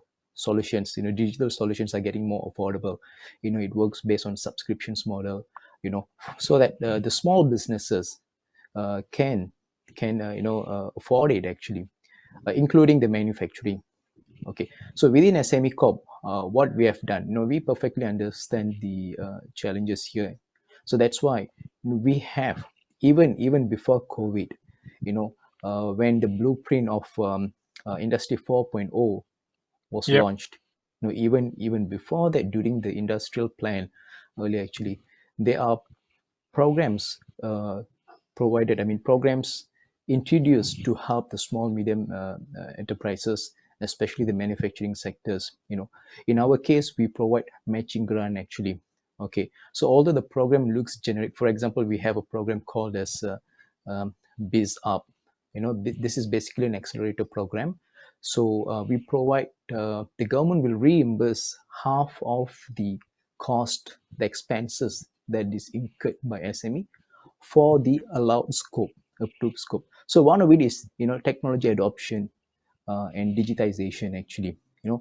As simple as, if you don't have e-commerce platform, your own e-commerce store, do you want to go for it actually? Do you want to build that for your company? So we can cover half of the cost of it. Of course, you need to get the prior approval. So we have seen, there are some take-ups by SMEs, those who are seriously want to transform their business actually, and they've been making good progress. Okay, but talking on a bigger scale here, we have other strategic high growth programs that we really look into on industries like aerospace, medical devices, railworks, and all this, which heavily concentrated on manufacturing SMEs actually. For example, like aerospace industry, we are assisting, we are trying to build the competency level of SMEs for them to become part of the global supply chain when it involves the tier 1 and tier 2 companies. Same goes to medical device actually. Okay, so all this comes with a lot of investment costs. So that is a key challenge for SMEs. But so to share my personal experience, when SMEs came to know that such incentives available, although it's a matching actually, we are not giving a full 100% support. We are providing a matching grant assistant here. Okay, they are keen actually. They are willing to invest. Okay, it doesn't come cheap, because we are only supporting 50% of the cost. Another 50% is through their own money. So even to resolve that, we have tie up with the banks actually. For example, our sister agency SME Bank, we do have a program called Business Accelerator Program, where we tie up the matching the grant assistance with the soft loan schemes actually. So this is another way to help the SMEs. So these are available, the assistance are available not within SME Corp, with other ministries and agencies. For example, MDEC, I think last year under the Penjana scheme have launched the Smart Automation Grant. That is very much, heavily focused on getting the, manufacturers. yes, manufacturers, for them to adopt. Okay, so and it doesn't come cheap. We totally understand it doesn't come cheap, to acquire these assets, technologies, and all that. Okay, so again, my question is, are the SMEs, are they ready? We try our best to facilitate, to help you.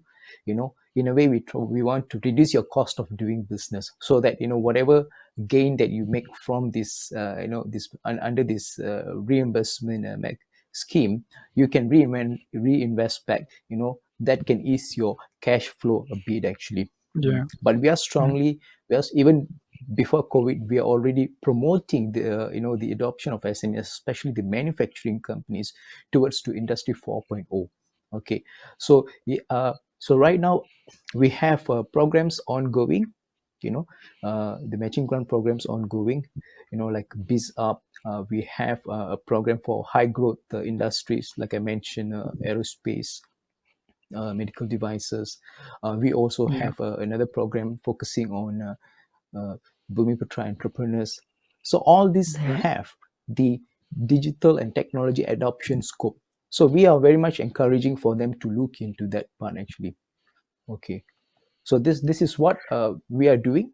And we would be happy to assist SMEs to come forward and let us know what they want. what they need assistance for, so that we can do the matching here with the right assistance.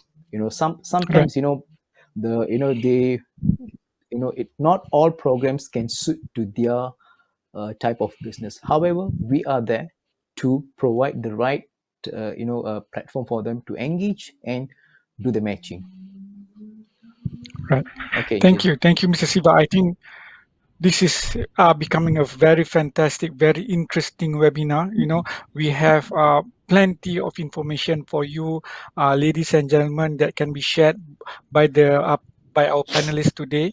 And as we have heard from Mr. Siva, there are various initiatives by SME Corp that has been run even before the launch of the national policy, right, on IR 4.0. So SME Corp as an agency that oversees SMEs in Malaysia realizes that the importance of technology, the importance of financing, the importance of having more of being a body that you can actually talk to if you would like to improve or increase your capacity, your business expansions. Thank you so much, Mr. Siva. Now, like Mr. Siva mentioned just now, there are various financial initiatives, regardless from SME Corp or from SME Bank. Now, Puan Rohaida, since you are from the sister agency of SME Corp and being in the financial institution, what are the available financial carrots for manufacturers that they can make use to adopt this Industry 4.0 technologies? Over to you, Puan Rohaida. Thank you, Cik Izzat. And I'm sure many of you are aware of so many financing initiatives given by the government. And the one that I'm going to mention about is on this special fund. This we call it STTF, or SME Technology Transformation Fund. Yeah, it was given to us sometimes in July last year. And I'm sure SME Bank is in the business of giving out money. So actually, I'm a little bit anxious because, the expiry of this fund is going to be end of this year. And we still have a lot of money to be given to SMEs. So what is basically, in a nutshell, if you want to invest in your digital investment, be it in automation, digitalization process, anything that can improve your efficiency, your process, productivity, and in a very effective way, you are basically eligible for this fund. So what's so interesting about this fund? One is in terms of the cost of the cost of this fund is only 4% effective rate, 4% per year. So it's a very cheap fund, if you ask me. And the amount that can be given between 100,000 ringgit up to 3 million per customer. Okay, and don't worry about collateral, because there's no such thing as collateral. So it's only guaranteed by the SJPP. And the beauty of this fund also the flexibility in terms of payment, because we give up to 10 years in terms of financing tenure. So it's actually very flexible. And in fact, if the amount applied is only up to 1 million, so it's going to be based on template basis, meaning we can get the decision out within 2 weeks if the information is complete. So, and the documentation part will be done internally. Yeah, some of the cases we don't need to hire external lawyer. So a lot of cost saving involved because it's only just 1,000 just to complete the documentation. And of course, payment will be directed to the suppliers, like in this case of Huawei, direct to Huawei for the purchase of whatever the IT equipment and whatnot. So please, I really encourage all of our SMEs here to fully utilize this financing incentive, the financing initiative, because digital transformation is a must. I mean, you cannot run away from this digital transformation, So please embrace it. Just be mentally ready and, engage a lot with our players, our IT players or industry players like Unifi, like Mr. Low, who were okay, and engage with the bank, because we have a lot of initiatives available to be given to SMEs. So please, I hope after this segment, I will be bombarded with a lot of application for this particular fund. And of course, there are some limitation to it because we want to transform SME into this digital transformation, and it's not eligible for startup. It's only eligible for those with already 2 years in operation, because that is actually the mandate given. We want the existing SME, to embrace this technology in line with this industry 4.0, and with this pandemic and the challenges, we cannot run away from this technology. Yeah. So please, I appeal to everybody because we really want to give out these funds to potential SMEs out there. Just reach out to us. Reach out to us. Thank you, Puan Rohaida. I think, ladies and gentlemen, viewers, audience from our SMEs out there, Puan Rohaida has already appealed to you all that he wants to give out you money, for you to survive, for you to expand your business. And Mr. Wei Chung has given us a tremendous examples on how you can actually digitize or digital innovations towards for your companies. And Mr. Siva has actually shown us that SME Corp is there for you, and SME Corp can actually be the business advisory body for you on how to manage moving forward towards this digital journey for you. And of course, TM is there, like Mr. Wei Chung said just now. It's hygiene. Without connectivity, you cannot actually have that data for you to do your business analytics. You can analyze your data, things like that. So if you do not know how, or if maybe you do not know who to contact, so I think after this we take a brief intermission in which we have Mr. Fahaz Isman Rasli, the head of our MEB Acquisition and Retention Planning, to introduce to you some of your account executives and also your some of the offerings for today. If I may have your attention to the screen, ladies and gentlemen, we will go towards our intermission session. Over to you, Mr. Fahaz Isman.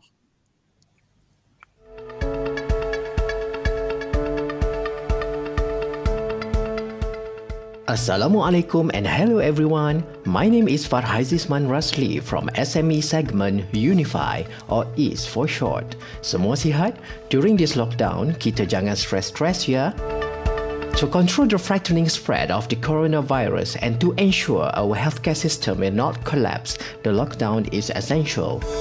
We heard the panelists discuss that manufacturing has been hit hard during this pandemic, but it's not hindering the technological progress, rather has accelerated it in many ways. And at Unifi, we have worked out business solutions that will maximize productivity and improve business efficiency. Ladies and gentlemen, stay agile with the flexibility of Unifi Microsoft 365 Business Pack that enables you to work from anywhere without boundaries and scale up your business to meet current and future needs. Unifi Microsoft 365 Business Pack Premium is best for businesses that require secure remote work solutions with everything included for collaboration tools. The pack includes Microsoft Teams, secure cloud storage, business email, and premium Office applications across devices, plus CyberTrack protection for comprehensive secure solutions. We just launched in end last month. Get it at only 83 ringgit per month when you subscribe to Unifi Business Plan 800 megabit per second. Dan untuk hari ini sahaja, 10 pelanggan yang pertama akan mendapat wireless headphone bernilai 200 ringgit. Senang nak work from home. Contact your SME consultant today to grab this offer. Thank you and stay safe.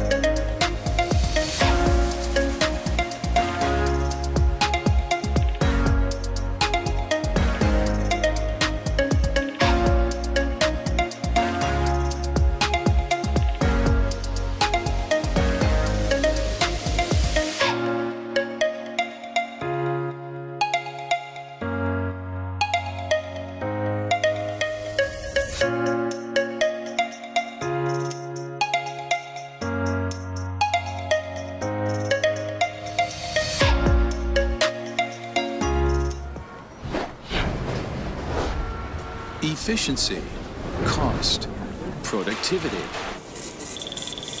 Business as usual has always been about turning a profit.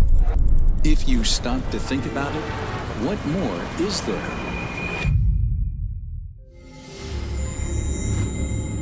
The universe, nature, life, civilization as we know it is about the search for something greater than ourselves. Huawei Cloud is innovating technologies to make the world more inclusive. The cloud, AI, 5G are building a fully connected, intelligent world. They do more than drive digital transformation. It's a new paradigm for innovation. Imagine, if you can, what amazing secrets await when we unlock the secrets of the universe. What cosmic answers will we learn? AI can help preserve in the rainforest by identifying the sounds of gunshots or the sounds of illegal logging, protecting the most precious sounds, birds and trees, for generations to come. In cities around the world, we can collect traffic data and analyze it to improve transportation and bring order to a chaotic world. Even reporting the weather can be improved with AI. With more accurate forecasts and timely alerts, we'll travel safer and get home to our loved ones. Also, so many delicious flavors, chili, herbs, and spices automatically selected to improve flavor, quality, and nutrition.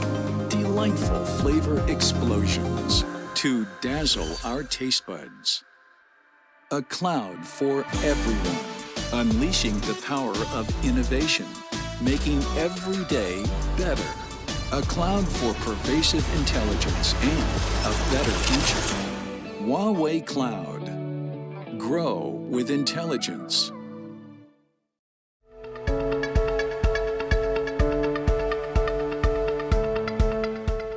Assalamualaikum and hello everyone. My name is Farhaizisman Rasli from SME segment Unifi or IS for short. Semua sihat? During this lockdown, kita jangan stress-stress ya. To control the frightening spread of the coronavirus and to ensure our healthcare system will not collapse, the lockdown is essential. We heard the panelists discuss that manufacturing has been hit hard during this pandemic, but it's not hindering the technological progress, rather has accelerated it in many ways. And at Unifi, we have worked out business solutions that will maximize productivity and improve business efficiency. Ladies and gentlemen, stay agile with the flexibility of Unifi Microsoft 365 Business Pack that enables you to work from anywhere without boundaries and scale up your business to meet current and future needs. Unifi Microsoft 365 Business Pack Premium is best for businesses that require secure remote work solutions with everything included for collaboration tools. The pack includes Microsoft Teams, secure cloud storage, business email, and premium office applications across devices, plus CyberTrack protection for comprehensive secure solutions. We just launched in end last month. Get it at only 83 ringgit per month when you subscribe to Unifi Business Plan 800 megabit per second.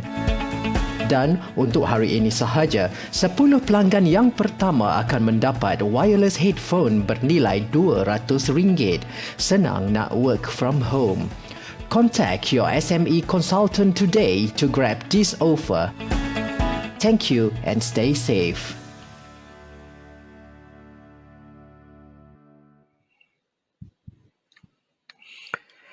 Thank you so much, everyone. Ladies and gentlemen, thank you so much for joining us in this webinar series in which we target the questions of digital innovation and how manufacturers can actually thrive during the pandemic era and during Malaysia's full MCO. Now, I've been told by our technical people there are plenty of questions, plenty of interesting questions coming in from you, ladies and gentlemen. And we try to accommodate all questions that's been given for you. Should your questions are not being highlighted during this webinar, please be assured, rest assured that your questions are being collected and we will actually get back to you on the questions should your questions are not called out today during this live session. Now, I would like to call upon Miss Grace from Tekwah Paper Products for her to pose her first questions to our panelists today. Miss Grace, the screen is yours.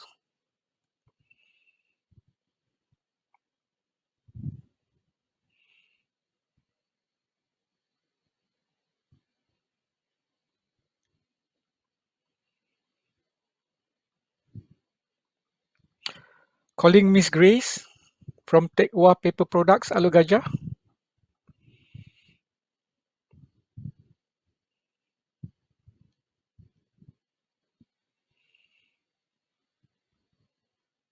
Let's give her a couple of minutes to set up.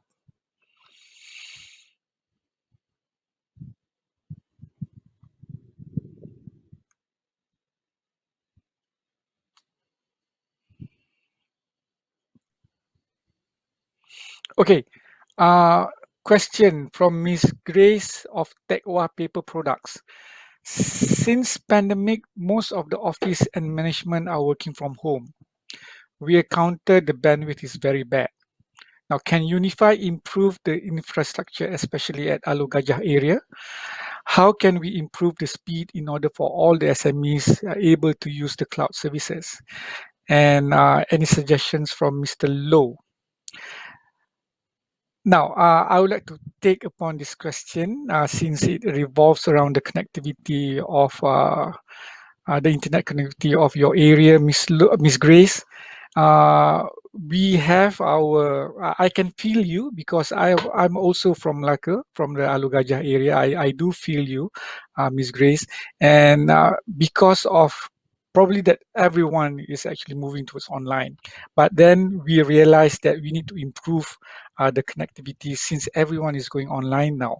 So what we'll do to ease your burden, Miss Grace, is that we will ask our account manager and our account executives to actually reach out to you so that we can actually help you with the connectivity issues.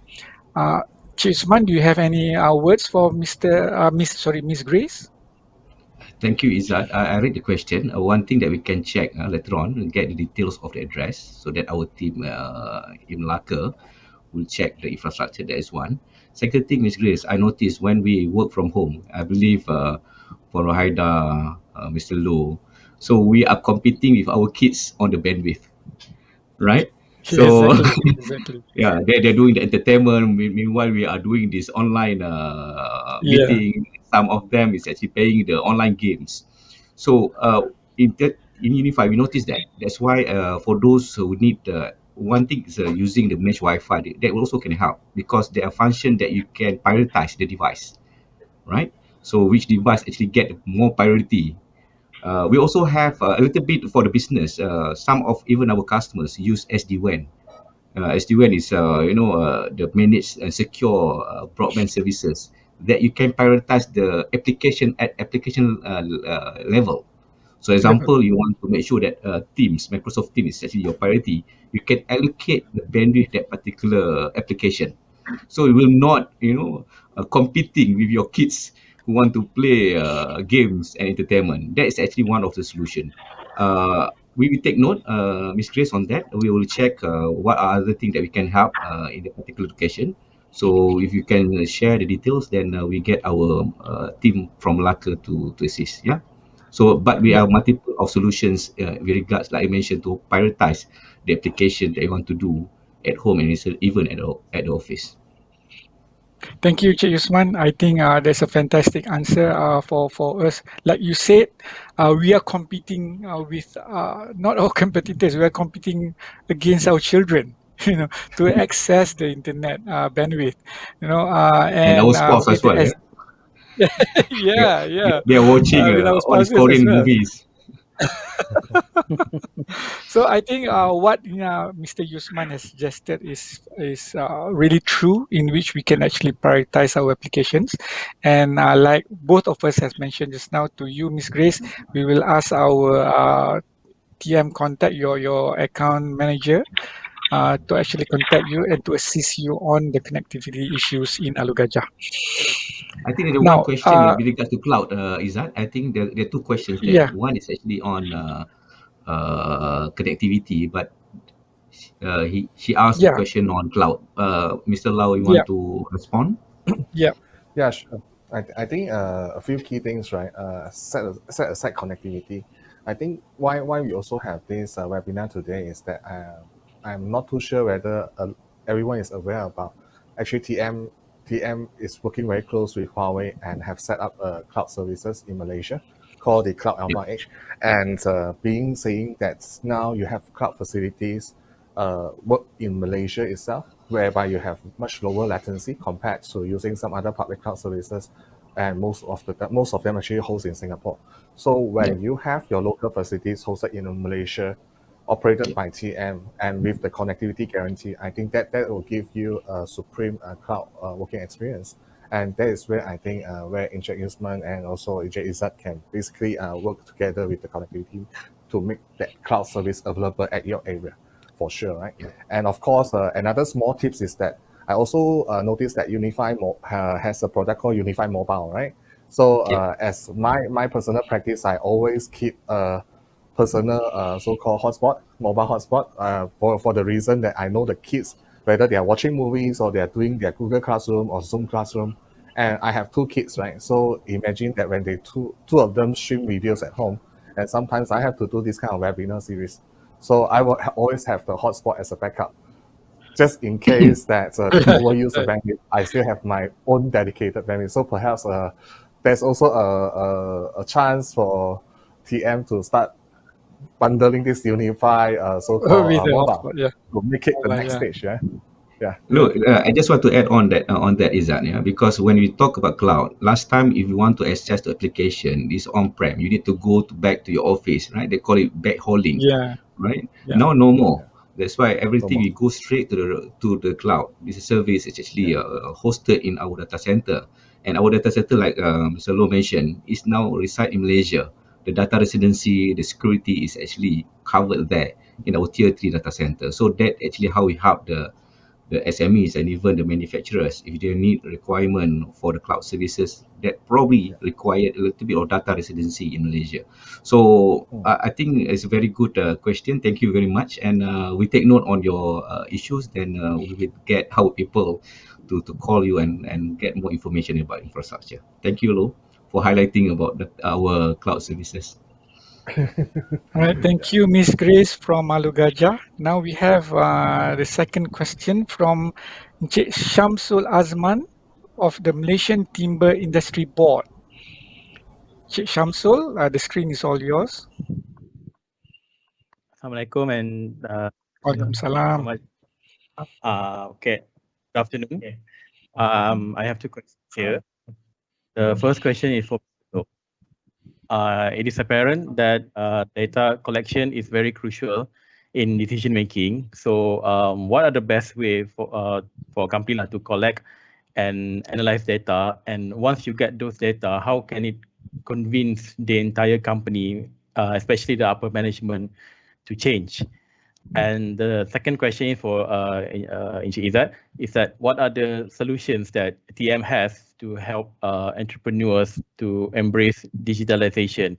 And I think this applies for both in infrastructure and as well the state of mind for someone who is all this while traditional and now all of a sudden need to go for digital. Yeah, so those are my questions. Thanks. Thank you so much, Shamsul. Mr. Low, Yep. can I start with you? Okay. Sure, thanks. I think this is a very good question, Mr. Samsul. I think what happened is that in the very old days, not too old actually, talking about 4 or 5 years ago, big data is a hot topic, right? And we all know that big data is also a $1 million solution. I still remember vendor comes into my office and say, hey, this is a big data appliance, $20 million, right? So that's the kind of story, but it's no longer that kind of so pitch that we are going to tell the customer nowadays, right? We know data is crucial, but because a lot of company has embarked on the data experience and end up with a very high cost but very low return. And we also notice that there's very long sales cycle of the data project. Usually it takes 9 months or even like a year plus to kickstart a data project. So our experience with the cloud adoption with data is very straightforward. It's like there's a lot of mechanism that we follow. For example, the 80-20 rules. We first go into your office, your company, and see what are the crucial problem or the answers that you want to solve, right? By using data. For example, I go into your manufacturing plant. I want to know, for example, question number 1, what is the yield of the day, week, and month, right? And the next thing is that how would your equipment operating in the full efficiency or there's breakdowns across time? Number 3, for example, how is your resources being utilized in the plants itself? For example, is it a lot of people has nothing to do, just waiting for things to done, then carry things, because there are a lot of carriers in the plants, for example. There are also cases where is there any process that is short of resources? So all these are the sample questions that we'll start asking, and we'll choose the top 3 to 5 questions that have the most impact. Meaning saying that if I got your answer, you can straight away make better decision and improve your productivity, right? So by asking question and getting answers, we roughly know that what kind of data need to be captured, right? So we'll identify what are the system data that need to be captured and how does it transfer to the cloud, for example, to do this processing. And how we actually provision this process, we usually have a process called the proof of concept, POC. And in this case, we can work with TM team very closely to basically chip in the free consultation to ensure that data is captured in the right manner and put it on the cloud, and we do the analytics. We help you to create dashboards to present to the management and to show them, you see, with this free POC from TM and Huawei, and with this kind of sample output, and this is how you're able to answer your questions. And if let's say your management is open enough to push to the next boundary, because we know data drive AI. So the next thing I'm going to tell you is, how much are you going to produce for the next 2 weeks based on your current order? So this is what I call the yield prediction. So of course, there are so many things that we can work together. As long as the door is open, we walk in, we show you how it can be done. Then we let the output to tell the answer, to tell the stories to your management. I think that's usually our data approach. Yeah. Just You to should add on explore that, that. Mr. Low, yeah, Mr. Low, because I think it's a good question from Samsung. It's always question on cost and benefits, right? So I have a lot of data. The question is what data that you want to collect, what problem that you want to solve, right? Example, when we develop this smart genset, because Telecom Malaysia have a lot of gensets. So normally we need to go there, like you mentioned, and need to monitor. But now with that, we can reduce our cost on the truck roll. We don't need to send people there to just warm up the genset, right? We also can monitor the levels of energy or even electricity over there. So those are the things that we are monitor that can help the end of the day for management. We see how much cost that we can reduce, right? And it also can come from the customer experience perspective. So we have the endpoint example. We just also put our sensor to identify which area that customer would like to spend more in that particular segment, and we know whether this advertisement is good. So these are the things that will help in terms of customer experience, in terms of boost your productivity, plus like you mentioned just now, how to optimize the cost. So we have also customers, during my time with TM1, we do the analysis of the production. Certain product example is very, very high in certain period of time. So how you want to make sure the production in your manufacture, in your factory, able to cope with all this demand. We need to have all the data. So again, back to back to the problem that you want to solve, and it should come from the cost and benefit analysis. And I agree, Mr. Low, if you require the POC to show, we call it not POC, we call it POV, proof of value, right? It's not proof of concept, it's a proof of value. What kind of value that you can get from this data and can help your business. To answer your question on what are cloud services that we provide at Telecom Malaysia, to help the SMEs, there are multiple of solutions that we have. It depends on, like I mentioned, what is the pain point. If you need the market access, you need to bring all these SMEs to the e-commerce platform. How you can do digital marketing, how you can do the copywriting, how you need to have a nice photos so that you can attract the audience to buy your product and services. That for the marketing or market access perspective. But when it's just now I share with you Office 365, everyone is work from home now, right? We need to access the application anywhere, anytime, any devices. So you need that kind of applications for your business so that you can connect, collaborate, and improve your productivity. So there's multiple of solutions. We work with Huawei as well with regard to software as a service. We have the HR as a service, all those things that can help the SME. The beauty is, like Mr. Low mentioned, the investment, not even the investment. Last time we need to pay capex to build up the application. Now it's ever ready, like using Facebook without any servers, but you can still use the service for businesses. So I think it's very interesting, and if you need more information, we have our account manager and SME consultant to discuss all the cloud services, and also POV, point of value or point of concept, a proof of concept that we can do together with our technology partner like Huawei. Thank you Cik Usman, and thank you Mr. Wei Chung. I think Cik Usman pun dah help assist me in answering the second part of Encik Samsul question tu. Thank you so much Cik Usman. I just would like to add that you being a Unifi Biz subscriber, you are automatically a member of the Unifi Business Club. So this one to answer the state of mind in which Encik Shamsul just now has inquired, that with UBC you have a community of businesses. You have a community. you have privileges of being the Unifi Business Club member. So go to ubc.unifi.com.my, and then you can actually see what would be the solutions that Encik Yusman has already answered. Some would be case studies, articles, videos today, videos last 2 weeks, and then the whole series of our webinars will be parked there, from the human state of mind view.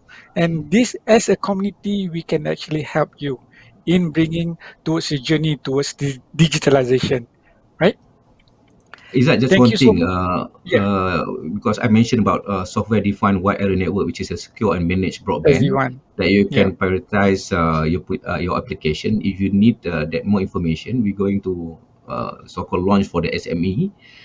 Just register your interest through the to the chat forum. Then we can get our team, the executive and our SME consultant to discuss with you, to share what actually the SD-WAN can do for your business. Okay. Thank Thank you you, so Zat. much, Yusman. Thank you. Now we go to the last question for today in our live Q&A session. Can I call upon Ms. Mages Gurumurthy from Maha East West Trading Sdn Berhad to pose your question to our panelists? And if possible, to whom should the question be addressed to? Okay, I think I will just shoot out my question.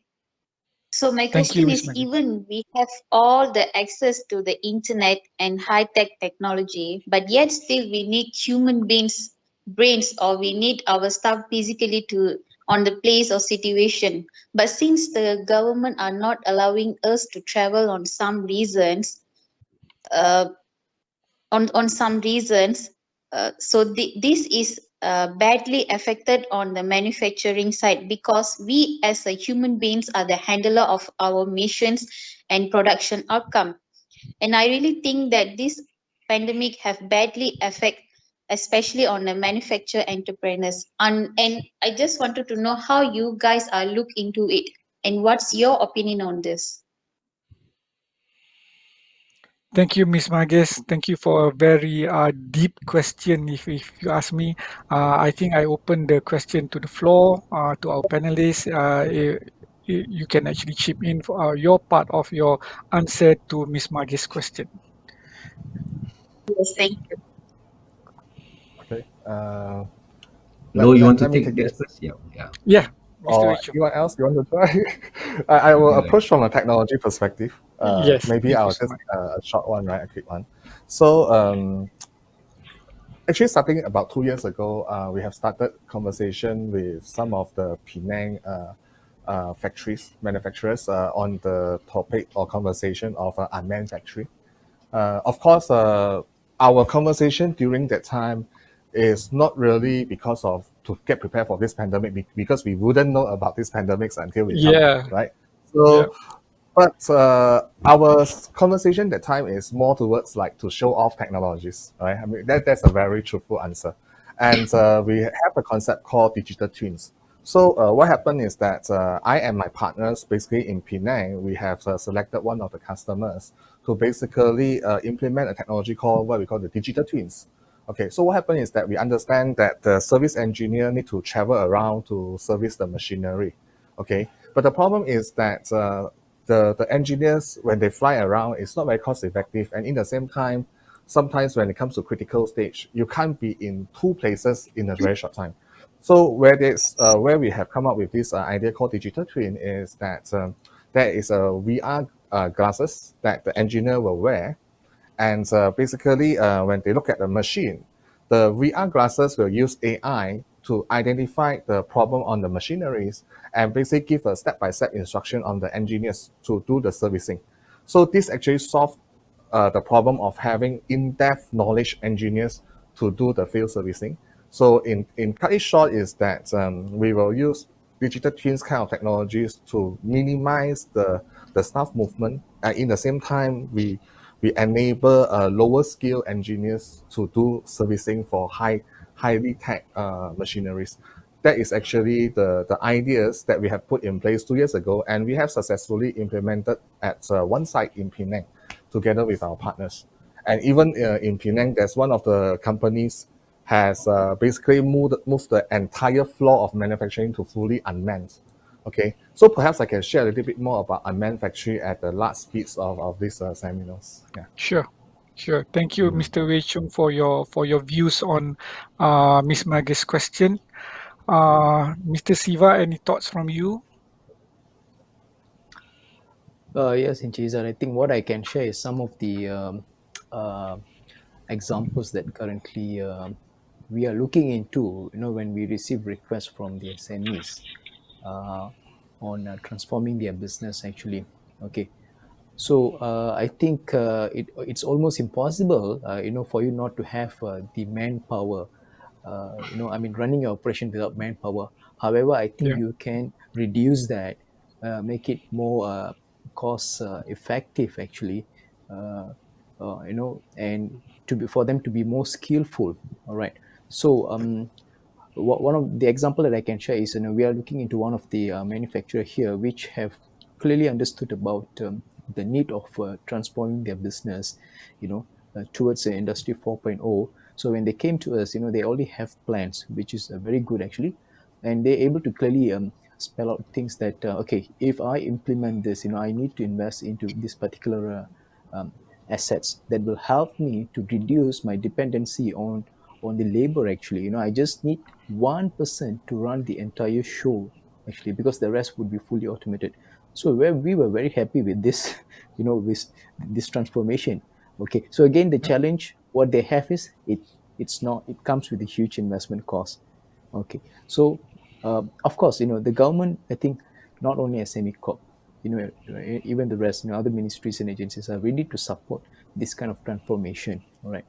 So I'm not sure whether I did answer to Ms. Maga's question, because I think she's also asked about the movement of the person of their resources into I think more like a field job actually. But I think this is the closest that I can share the example that we have. Thank you. Definitely, it's impossible to do it without a manpower. However, you can reduce that and make it more efficient with the help of technology.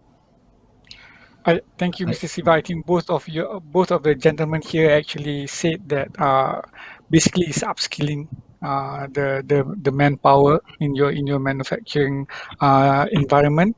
We cannot do without human, but what we can do is to infuse technology in your daily operations, so not to rely solely on human capacity.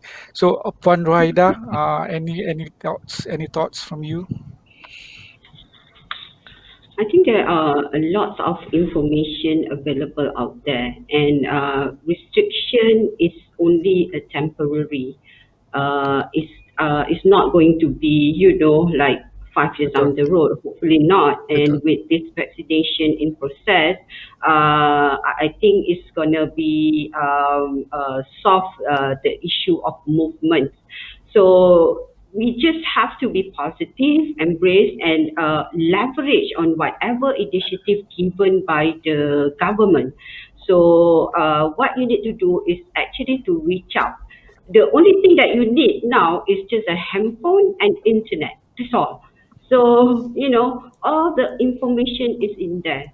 So just be positive and leverage on the information. And this is actually a very beautiful session for us to engage and communicate. And I must congratulate Unifi for this, this talk, this engagement. Yeah. Izzat, Okay. maybe I want to Yeah. add a little bit. Yeah. Please do, Cik Usman. The questions. Yeah. I always look digital transformation in three aspects. One is technological aspects. Yeah. Mr. Low mentioned about technology. A lot of technology there, because when we have this pandemic issue, everyone have a new normal. Is you need to look into work from home, and automations Yeah. comes in. That's why the topic today is pandemic has dramatically accelerated innovation. Yep. So for the SME, the question just now, you need to look how this technology can move or shift from manual to automation.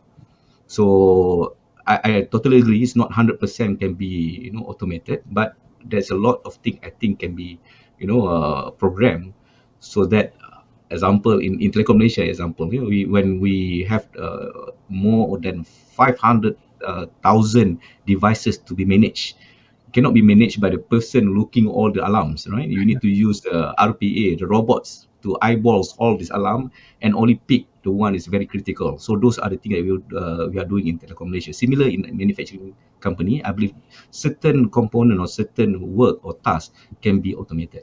That's actually required. The next level, which is the organizational aspect.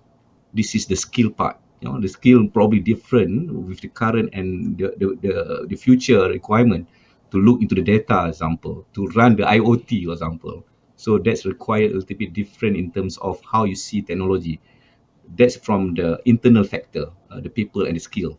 Then the last thing is actually on the ecosystem support. Ecosystem support means that, example, we have bank, there's SM Corp here. So these are the people need to support your digital transformation because you need investment, right? Then Puan Rohaida mentioned just now the SATF fund. So the tenure until 10 years. So you can invest now and then see the progress so that you're able to transform or make more interesting in terms of your operation on the ground, how to use more technology to support your business. Then SME Corp, for example, as ecosystem partner, provide the training. So I believe it's free. Siva all the training for the SME staff to go and embrace technology. So these are three main aspects need to look into totality with regards to digital transformation. It's not come from technology alone. You need to come from the internal factor, your strategy and your understanding of technology, and you need the ecosystem support. Ecosystem support for the banks, for the technology partner like us, like I mentioned, Lo mentioned just now, how we can do the POC on POV to identify what are the value that we can create from this technology. So that's actually for me, Zak. Thank you very much. Yeah, I think Cik Yusman has brilliantly summarized Mr. Magis punya question tadi. With all three elements of technology aspect, you have people skills and then you have the ecosystem support. I think this summarize what we are talking about today. I think Mr. Magis is very beruntung, very lucky that Cik Yusman has summarized all the answers by all three panelists into one succinctly good answer for you. So now, before we actually, there's prizes for all these questions, and again, I would like to inform all the audience, ladies and gentlemen, there are so many questions. I was told by our technical team that there are so many questions are coming in. If your questions are not being selected, no worries. We will actually entertain your questions nevertheless. We will get back to you with all the answers provided, and we will actually, before we go, and announcing our winners for our Q&A session just now, I would like to call upon our panelists to give some advice and tips to you, ladies and gentlemen, manufacturers or SMEs that would like to accelerate their innovation. So, each and every one of you, I will pose a question. If I may start with again, Mr. Wei Chung. The question, if you have any advice and tips on what are the products and services available to SMEs in general, and for those in the manufacturing space, from your point of view. Sure, sure. Thanks, Encik Izzat. I think a very simple and straightforward answer to the first part of the question is that together with TM, we have created a marketplace called eService Hub, where SME customers can log in and lobbying the solution that you can provision like in very short time. I wouldn't say immediately, but at least within half a day or within a day. There are solutions from HR, for e-commerce, for CRM, even ERP, and so on. So we tend to make a solution easily reachable by most of the SMEs. So that's we have worked out very hard with TM The second part of the questions for the manufacturers, like what I mentioned just now, ERP solutions need to be customized. We are partners. We have partners there for you. All right. IoT's related solution, we also have partners there for you together to work with TM. I think TM also have some pre-bundled solution in terms of OEE as well. Okay. And another area that's talking about to reduce workforce manpowers, right? Recently, we have talked to multiple manufacturers to reduce the number of people in the factories. First, to reduce the infection chain. And the second part is because labor is really hard to find nowadays, especially those who very heavily rely on foreign labors. All right. So in that circumstances, we are looking into the robots to basically power the smart warehouse, meaning the robots will help you carry around your boxes, containers around in your manufacturing grounds. And in the old days, this robot cost hundreds of thousands for one, right? And it has to follow the lines. So it's not very effective in the old days, but compared with the nowadays technology, we know that with with cloud, with TM to cover the connectivity parts, especially when after a few months time when government announced 5G, right? This is become very handy when robots get connected in the manufacturing ground, and basically now robots come with AI as well, and robots with AI doesn't cost hundreds of thousands, right? So it will actually help you to carry things around in the factory grounds. Right? So this is one part of it. Another part of it, we also work with manufacturers for devices, because in Malaysia there are also a lot of factories that make devices that export to the whole world. But all these devices, because they are very niche, they are not very bridgeable to the technologies, meaning saying that it's not IoT enabled yet. So recently, we also work with 2 or 3 manufacturers to enable their devices connected to IoT and using TM Cloud Alpha Edge as the central to power this device to the whole world. Okay, one good example is that we are basically also have a device called the food decomposer for the central kitchen. So it's very niche, you know, you never know that this device is actually a Malaysia brand, but they serve the worldwide market, more than 40 to 50% of the market. And this device will eventually powered by IoT in the TM data center. So this is a very good example on how eventually Huawei, TM, and SMEs in Malaysia can work together to really start innovate, and let's pass through these pandemics. I think we can do it. Right. Thanks. Thank you so much. Thank you so much, Mr. Wei Chung, for the tip, for that forward-looking tip, and advice. So, Mr. Siva, the next advice or tip for from you on what SMEs need to prepare for when seeking assistance from SME Corp and other agencies. All right. First, to what to tell the message for SMEs that it's a very challenging time right now. Okay, so they're operating, in a new norm, right? Which I think digitization is forced upon them. You have to do that in order to survive, because nobody knows, until when this the COVID situation will be. Betul. Okay, all right. So for SMEs, first you need to understand, what you really need. If you're not sure, also you can approach us. Okay, we have team of advisors, business counselors to advise, to attend to you advice. Of course, we used to do it, from our physical facilities, but now can be done through virtually, so we can spend the time and advise you. All right. And you need to know the readiness. Okay, the many SMEs have the perspective, once any schemes announced out there, they can directly benefit from it. I mean, they can, just apply, and the hopes are very high. Eventually the application will be successful. So not really the case. You need to know your readiness level. For example, like what been shared by one Rohida just now about the scheme, the technology financing scheme. Okay, so there are certain set of requirements there. You need to understand whether you are eligible for that. If that is not suitable for you, then there are other schemes, like what has been shared. There are so many assistance provided by the government. You can see that throughout the the stimulus package that has been announced. Okay, there are some ongoing initiatives, there are new initiatives announced. Okay, so once you know the level of your readiness, then you would be approaching the right organization to seek for assistance and advisory. So that will eventually help the chances of you securing the assistance that you need, whether it's a financial assistance, capacity building, or upskilling actually. All right, so this would be my advice in the case of SME Corp. We are in the process of coming up with a virtual platform, with integrated services. We are not only talking about looking into the financing, enabling the financial assistance for you. We are also looking into another area where, how how that you generate your sales. Actually, we have the matching part between buyers and sellers. That's another key feature of our virtual platform. So this platform called as My Assist, to be announced, to be launched by Prime Minister on 30th June.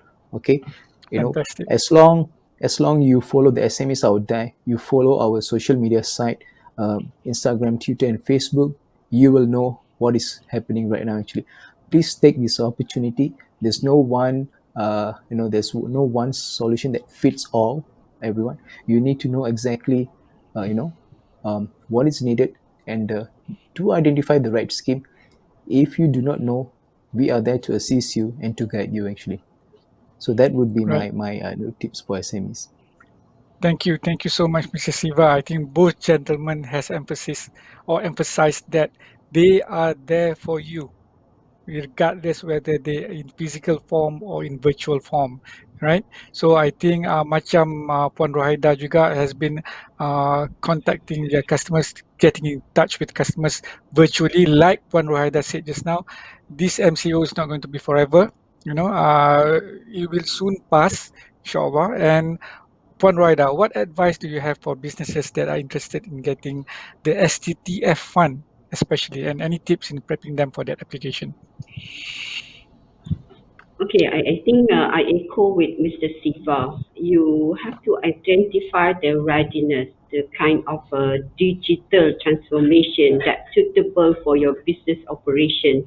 And just a simple tips, check out our website. All the informations are there, and we have 23 business centers all around Malaysia. Yeah, and just keep in touch with us. And just for the information, we also have our own subsidiary. SEDA is the Center of Development and Research located at our HQ at Jalan Sultan Ismail. So just reach out, and I know it's challenging to reach out now because of the MCO, but there is so many ways, and we have this online application whereby you can submit your application online by My SME Bank, and just reach out. And information I will be sharing I think Cik Yusman has my number, or Cik Izzat has my number. Feel free to share it with our participants here. And Fantastic. if you happen to be located in Klang Valley or Selangor area, because my office in Shah Alam, Vista Alam, Section 14. So, just give a call, and Fantastic. we are here to assist. And as I mentioned earlier, we really want you to grab this opportunity for this STTF fund. But of course, there are some conditions, there are terms, and if we feel that you are not eligible for this particular fund, don't worry, we have so many funds available, be it for your working capital requirements or another capital investment or a purchase of the machineries. So just don't worry. And there are also many cheap funds available. So my message to all of you is, check out our website, SME Corp website, and there's a lot of information there, and just do reach out. Yeah. So thank you. Thank you. Thank you, Puan Rohaida. I think again, Puan Rohaida is imploring you all to apply for money. She's giving out money, to help you increase your business, to help you expand your business. Encik Yusman, any final advice or tips from you, Encik Yusman? I can feel the challenging time that faced by all small and medium enterprises. And even I have families who are running SMEs. I have friends running SMEs business. No, we know that very well. And for me, that's why we have this forum. It's a new normal. Even this kind of communication is not normal for us before. you know we need to last time normally we have event at example in the hall, in the Yeah, hotel, physical but events. Yeah. we don't have it now. It's a new normal. So this is adoption of technology that we are actually convenient and comfortable to use now. Why? Because of pandemic. Similar to businesses, I believe. We know that we cannot do the same way before. We need to do a new things, and Alhamdulillah, because we have all the technology, we have bigger bandwidth on connectivity, we have cloud services that don't need a physical server, and just embrace this technology. And you need helps from the technology partner, and you also have the support from the banker today. A lot of money to give it away to you, but you need to pay afterwards when you are recover back from this pandemic. So for me, to all SMEs, stay focused, embrace the new technology, and we need to together menang bersama after this pandemic situation. Thank you, Izzat and Thank Betty. you. Thank you. Thank you so much. Thank you so much, everyone, for the fantastic tips and advice from each and every one of you. So we will like to now announce the winners of the questions that was posed just now via live Q&A session. And I think we are ready, right? Yep. Okay. So all are good questions. The first best question that will win a Huawei MatePad Wi-Fi goes to Encik Shamsul Azman from Malaysian Timber Industry Board. Thank you. Congratulations. Congratulations so much to Encik Shamsul Azman from Malaysian Timber Industry Board. He has just won a Huawei MatePad Wi-Fi for winning the first best question. So now let's go to the second best question, which the winner will win a Huawei Watch Fit, and the winner goes to Miss Grace from Tekwa Paper Products. Congratulations, Miss Grace, for winning the Huawei Watch Fit. And the third best question goes to Miss Mages Gurumurti from Maha East West Trading Sinar Berhad. You have just won a wireless headset for the third best question. So congratulations, everyone. Congratulations to the winners. And again, I would like to implore that there are so many questions that was posted in the chat group, in the chat board, and we will actually come back to you with all the answers following your questions. Now, I think this brings to the end of our session, of our webinar for today. I think it has been a very interesting and eye-opening session. And I would like to thank to all the panelists here for joining us, for joining together with all the audience today. And maybe we can have a group photo with all the participants, not just the panelists. So I would like to ask you, ladies and gentlemen, the audience as well, to switch on your camera, right? So that we can actually have a group photo with all of you, not just the panelists, but also the audience as well, as especially the winners, right? So if you can, ladies and gentlemen, to switch on your camera, and we would like to take a group photo, right? So as a reminder for you, as we prepare for our group photo, you all, if you are Unifi Biz customer, you are all automatically enrolled to the Unifi Business Club. and just go on to our Unifi Business Club website, which is actually at ubc.unifi.com.my, or you can reach us via Facebook and Insta. Just search Unifi Business Club. And if you do not have anything, you can always contact your account manager. So I can see everyone here switching on your camera, right? So let's have. Are we ready to take a group photo, everyone? So thumbs up. So maybe you can have one thumbs up for with all the participants. All right. So let's have a snap in 5, 4, 3, 2, 1. Smile.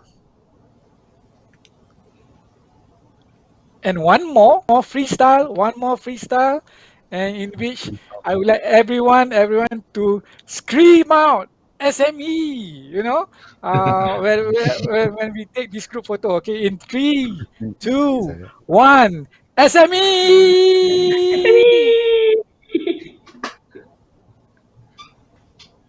All right. Thank you. I think this has been a fantastic webinar today. Thank you so much, dear panelists. Thank you so much, Mr. Siva, Mr. Loh, and Puan Raida. Thank you so much, Cik Yusman, for joining us. And I see a lot of people joining us today. And again, we'll see you in the next webinar, which is scheduled on the 30th of June. What topic interests you? Let us know. Let us know via the chat. Let us know via the account executives or account managers that serves you. And we can actually have a very interesting webinar, just like we had today, right? Thank you so much. Assalamualaikum warahmatullahi wabarakatuh.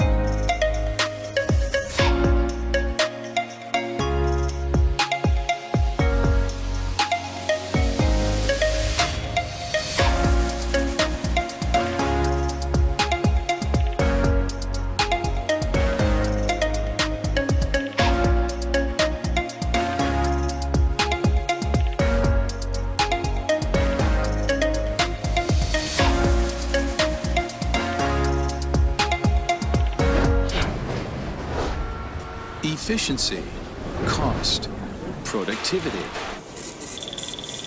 Business as usual has always been about turning a profit. If you stop to think about it, what more is there?